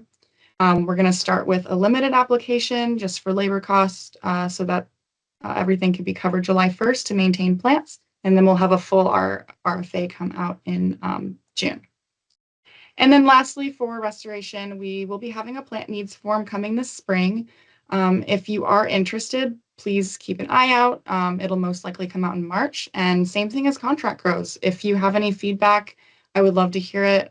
We are still tweaking both the contracts and the forms, so I want to make sure this is supporting restoration groups as well. Thank you so much. Happy to answer any questions. And then, of course, here's my contact information if you think of something later. Is this only for commercial nurseries, this program? Yeah, so nurseries, in order to apply in the competitive solicitation, have to have a nursery license in Washington State. Our final speaker is Jodi Prout, and she's an Education and Outreach Manager for Washington State Conservation Commission. Jodi has over 15 years of experience in community engagement and environmental education. She has worked for conservation districts, nonprofits, and public agencies. With a Master's of Science in Natural Resources, Science Communication, and Environmental Education, she specializes in connecting communities with the natural world, effectively bridging gaps to address resource challenges and promote voluntary conservation efforts. In her current role, she leads riparian communication initiatives, focusing on raising awareness about the importance of riparian buffers. Additionally, she supports conservation districts statewide by developing regional education and outreach strategies tailored to local needs. As Rebecca mentioned, I am with the Washington State Conservation Commission, the Education and Outreach Manager. I worked for Palouse Conservation District for 7 years. And I currently work out of Eastern Washington, but my office is based out of Olympia and Lacey area, working with B'Elanna. And so I do feel like I am able to do a lot more of a reach of statewide in my current position, in working with a variety of ecosystems and supporting conservation districts in a couple different capacities. So we're going to be shifting some gears right now, focusing on social science behind riparian awareness and restoration efforts. And I realize that the majority of you in this audience are technicians or practitioners, But the hope with this project is to develop some public awareness on the importance of riparian areas and cultivate an interest across the public, private landowners, and land managers in restoring and enhancing riparian areas. So really lifting up the work you all are doing and getting it out there. So as B'Elanna mentioned, the Conservation Commission works with the 45 conservation districts through voluntary and incentive-based programs, and we provide financial and operational support to those districts. This project was designated by Governor Jay Inslee during his tenure in response to the Lorraine-Loomis Act, putting a statewide effort towards the importance of riparian areas for salmon recovery, wildlife habitat, and water quality. And it was designed essentially to be a public service announcement on media platforms and advertising avenues. So with our strong emphasis on voluntary conservation and encouraging behavioral change with land managers and private landowners, so the Conservation Commission was selected in 2023 to guide the proviso to develop and implement an educational campaign on the importance of these areas, specifically to the public and landowners in urban, suburban, rural, ag, and forested areas. So this is just the timeline of the project over the next year. This was funded on the state biennium, a 2-year funding, but we didn't have dedicated capacity until a year into the funding. So we're rolling this out within a year, and we are currently in the process of finalizing the toolkit and creative asset development that I'll go into in just a minute. With media buys running from March through May. And this campaign will be completed at the end of June, and this is currently one-time funding. To help inform these efforts, we hosted focus groups across the state last summer. We had 216 individuals express interest, 45 were selected to actually participate. And these were hosted in Renton, Seattle, Ellensburg, and Spokane. And the average age was 51 years old, with 68% being property owners, 25% renting properties. And the predominant land use types that came out of that was recreational land users, small-scale land users, and those doing forest management. So from these focus groups, we were able to get a lot of data of where folks stand in their understanding about riparian areas and the purpose really they serve within the ecosystem. And a lot of this information is not new to any of you in the crowd, but having some tangible data really did help inform where we want to take the marketing efforts and what is going to be the best message to speak to the public and to land managers. So the key findings here that are highlighted was that there's a lot of diverse views on Washington's rivers, with participants stressing the importance of biodiversity, and especially on salmon, as a key indicator of ecosystem health. And a healthy river was described as clear, cold, and oxygen-rich, with natural features supporting fish and wildlife. And while some saw that rivers were well maintained, others raised concerns about pollution, stormwater runoff, poor infrastructure, and chemicals like pesticides or 6-ppd quinone, chemical identified to be toxic to specific salmon species. And participants also discussed ongoing conservation efforts, personal actions they could take, and the barriers that prevent them from acting. So this was all used to help inform where we were going with the messaging. This graph represents the number of participants that were motivated by those key messages, and the greatest amount identified that specific interests and values was a motivating factor, with collective impact, visuals of waterways, and personal simple actions that followed behind. And this slide highlights the key recommendations that came from these sessions. So to enhance the campaign, participants emphasized delivering accessible, engaging, and relevant educational content. They suggested including economic incentives, promoting native plants, sustainable landscaping, alternatives to herbicide and pesticides, and highlighting the central role of salmon. And it was preferred that the campaign focus on strengthening local outreach with a neighborly, collaborative, and hopeful tone, especially through social media as the main avenue. So the research that came out of these strategy sessions and focus groups shows that there's a lack of awareness about conservation districts and riparian areas. Many participants perceived buffers as being inconvenient due to the time and financial investment required, without the immediate benefits being seen, and not a clear understanding of the long-term gains. Additionally, there was a disconnect on an understanding on how individual actions contribute to a larger environmental impacts. Again, not new information to probably any of us here in this room, but we have the data to show that riparian buffers undervalued. Many land managers who could make the biggest impact are either unaware of them, hesitant to get involved, or skeptical of their benefits. And while the general public, they want to feel like they're making a difference, but they often have competing priorities that divert their attention away from conservation efforts. So our strategy for the campaign, we've landed on the Ripple Effect campaign, is to show that investing in riparian buffers ensures future benefits, and it can be as valuable as the things that we cherish now into the future. So storytelling is a powerful way to connect that human emotion and encourage behavior change. So we have selected stories that demonstrate collaboration between conservation districts, partners, and land managers.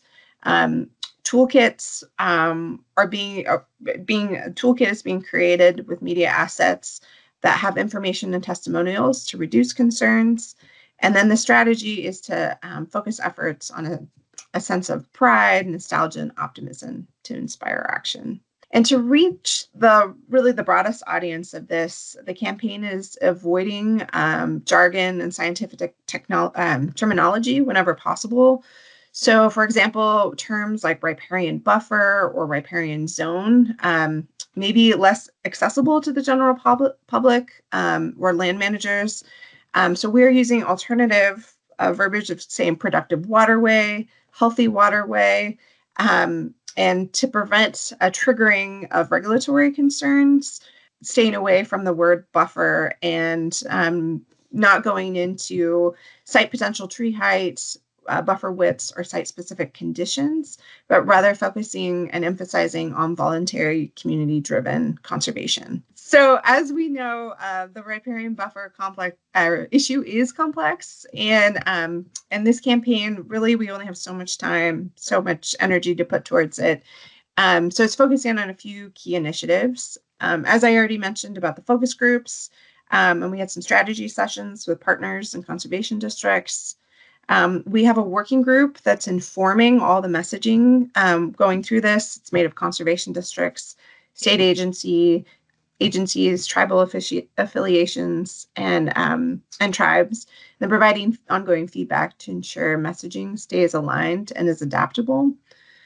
We're also having a toolkit for those creative assets, and specifically this is being designed for conservation districts to use in their regional efforts. And districts will have the option to tailor those materials. And to not compete with the election, it was pushed back. The campaign was pushed back between March and May. It'll go out on various statewide media outlets, social media, radio, streaming services, billboards, and magazines. We also have a youth activity component to hopefully foster some conversations at home for that 6 to 10-year-olds taking home to their parents. And then new for the commission, we are developing a public interfacing website that will serve as a self-guided resource to direct land managers to technical resources and help alleviate a request for technical assistance that might not be available at a conservation district. So each audience is directed to this website, conserve.wa.gov. I encourage you to go visit it. It is live.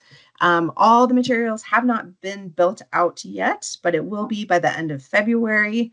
And as I mentioned before, this is really meant to be that landing page for people to get technical assistance in either individual actions to do it themselves, or to be able to reach out to their conservation district or a possible partner that can help them. So we are using the ripple effect idea to show the legacy of generational stewardship and how long it takes for that riparian area to be established, the riparian buffer to be established, and building out that legacy. So here's kind of some visuals that are coming out of campaign. We're also encouraging folks to, this will be a billboard, and this is also kind of a work in progress, but this is an idea that's out there. We will have billboards out there to encourage folks to get help with their property. And again, telling kind of that generational legacy story. And the next slides that I have here are just going through the materials so folks can see the tangibles that will be available. These will be available through the Conservation District. They'll also be available digitally through the website. So if you are interested in them and accessing them, there will be an opportunity to do that. I encourage you to go visit conserve.wa.gov and sign up on the newsletter so you can get updated when those materials come live. So this is a fact sheet that will be coming out through districts and provide this one specifically for the general public. We will have a partnering one that's specifically for land managers that's focused on cost share and incentive programs. RAC cards that are specifically for conservation, going through conservation districts. This one is for the general public. This one is for our land managers and really encouraging them to come talk to their conservation district to work on their conservation goals. A resource that has been expressed in conservation districts is a conservation catalog that really highlights practices that take away the technical jargon from NRCS practice codes as conservation districts and the Conservation Commission use NRCS practice codes and practice standards. There's been an emphasis on trying to make that information more digestible for the general public and for small scale land managers, as well as beginning land managers to new to owning property. So if we click through this, you can see that this dives into the conservation benefits of doing certain practices, directs them to different resources. This breaks it down by the locations, the farm and rangeland, forest and rivers, pasture land, and then it goes into each individual practice. We only highlight 24 practices in here, but it was designed to be something that could be handed out to land managers and then direct them onto the website for that self-service technical assistance. Yeah, and then they can just go talk to their service centers, USDA service centers or their district. This other resource here is, this is our youth activity guide, riparian youth activity guide for 6 to 10-year-olds. And this is really introducing the idea about riparian. So kids follow Conservation Connie through this activity to learn about the importance of riparian areas. This includes a scavenger hunt, how to pronounce the word riparian, and then individual actions that students can take. Yeah, and there's the breakdown of riparian, riparian. So, and then here they can identify as their own conservation superhero to hopefully spark that interest. This will also be accompanied with a teacher guide to go in the classrooms for teachers to be able to continue that conversation. Beautiful. And then there's a sticker page also included. So super fun, super exciting. Hopefully you get your hands on one in person when they are printed up here in the next month or so. The next little bit I wanted to talk about was the Riparian Grant Program. So in addition to the Ripple Effect Initiative that I'm working on, the Conservation Commission was designated as the pass-through agency for the Riparian Grant Program in 2024. So this is really where the rubber meets the road of getting projects on the ground. I get to work on the fun things that engage the public to come talk to conservation districts. And this is the actual funding that's available for land managers to get projects in. So $25 million was was awarded to the Conservation Commission to distribute out to conservation districts for voluntary riparian restoration efforts. $3 million dedicated for outreach efforts to promote new projects coming on. And this is all funded through the Climate Commitment Act and requires those Climate Commitment Act stipulations. And it is only open to conservation districts, but partners, private landowners, tribes, fisheries enhancement groups, other entities are encouraged to go talk to their local conservation district and partner on projects. Many of you may be already partnering with your local conservation district to implement projects through this funding, or starting those conversations. And the goal is to repair or to restore riparian areas space for salmon recovery. And this is just a snapshot of where the Riparian Grant Program stands today and what's anticipated to be accomplished by June 2025. And this program is managed by Amy Martin, who's the Riparian Grant Manager of the Commission. And I will provide her contact information on the next slide if you are interested in reaching out with any questions or concerns. Thanks for your interest and attention. And I hope this campaign supports your existing efforts and spreads general awareness. I'm happy to take questions now, but I also welcome feedback throughout this process. When do you anticipate the Riparian Grant Program will release an RFP? Yes, so the Riparian Grant Program is currently live on the Conservation Commission's website. So they are accepting, their application is live, the RFP is live with the guidelines. It's go through an ongoing basis until all funding has been distributed. Unfortunately, it is just through conservation districts are the only ones eligible to apply. So if you are a conservation district, please go visit the Commission's website under the Riparian Grant Program. Applications are reviewed every 2 weeks. If you are not with a conservation district, please reach out to your local conservation district and figure out ways to partner to work through that funding source. Thank you, everybody, for attending the North Sound 2025 Riparian Conference. I am sure that you guys, like I did, learned a lot. We got a practical overview of a monitoring program, some advice for long-term stewardship, an in-depth look at project planning, some innovative ways to think of site preparation. We even touched on adaptive management and heard some funding ideas. So I thought it was great. I'd like to give a special thanks to the Salmon Recovery Fund Board for funding our work group, the listserv, and this conference. And to the participants, we will be emailing out a survey, so please fill that out so we can figure out how we can do this better in the future. And I hope to see you next year. Thank you.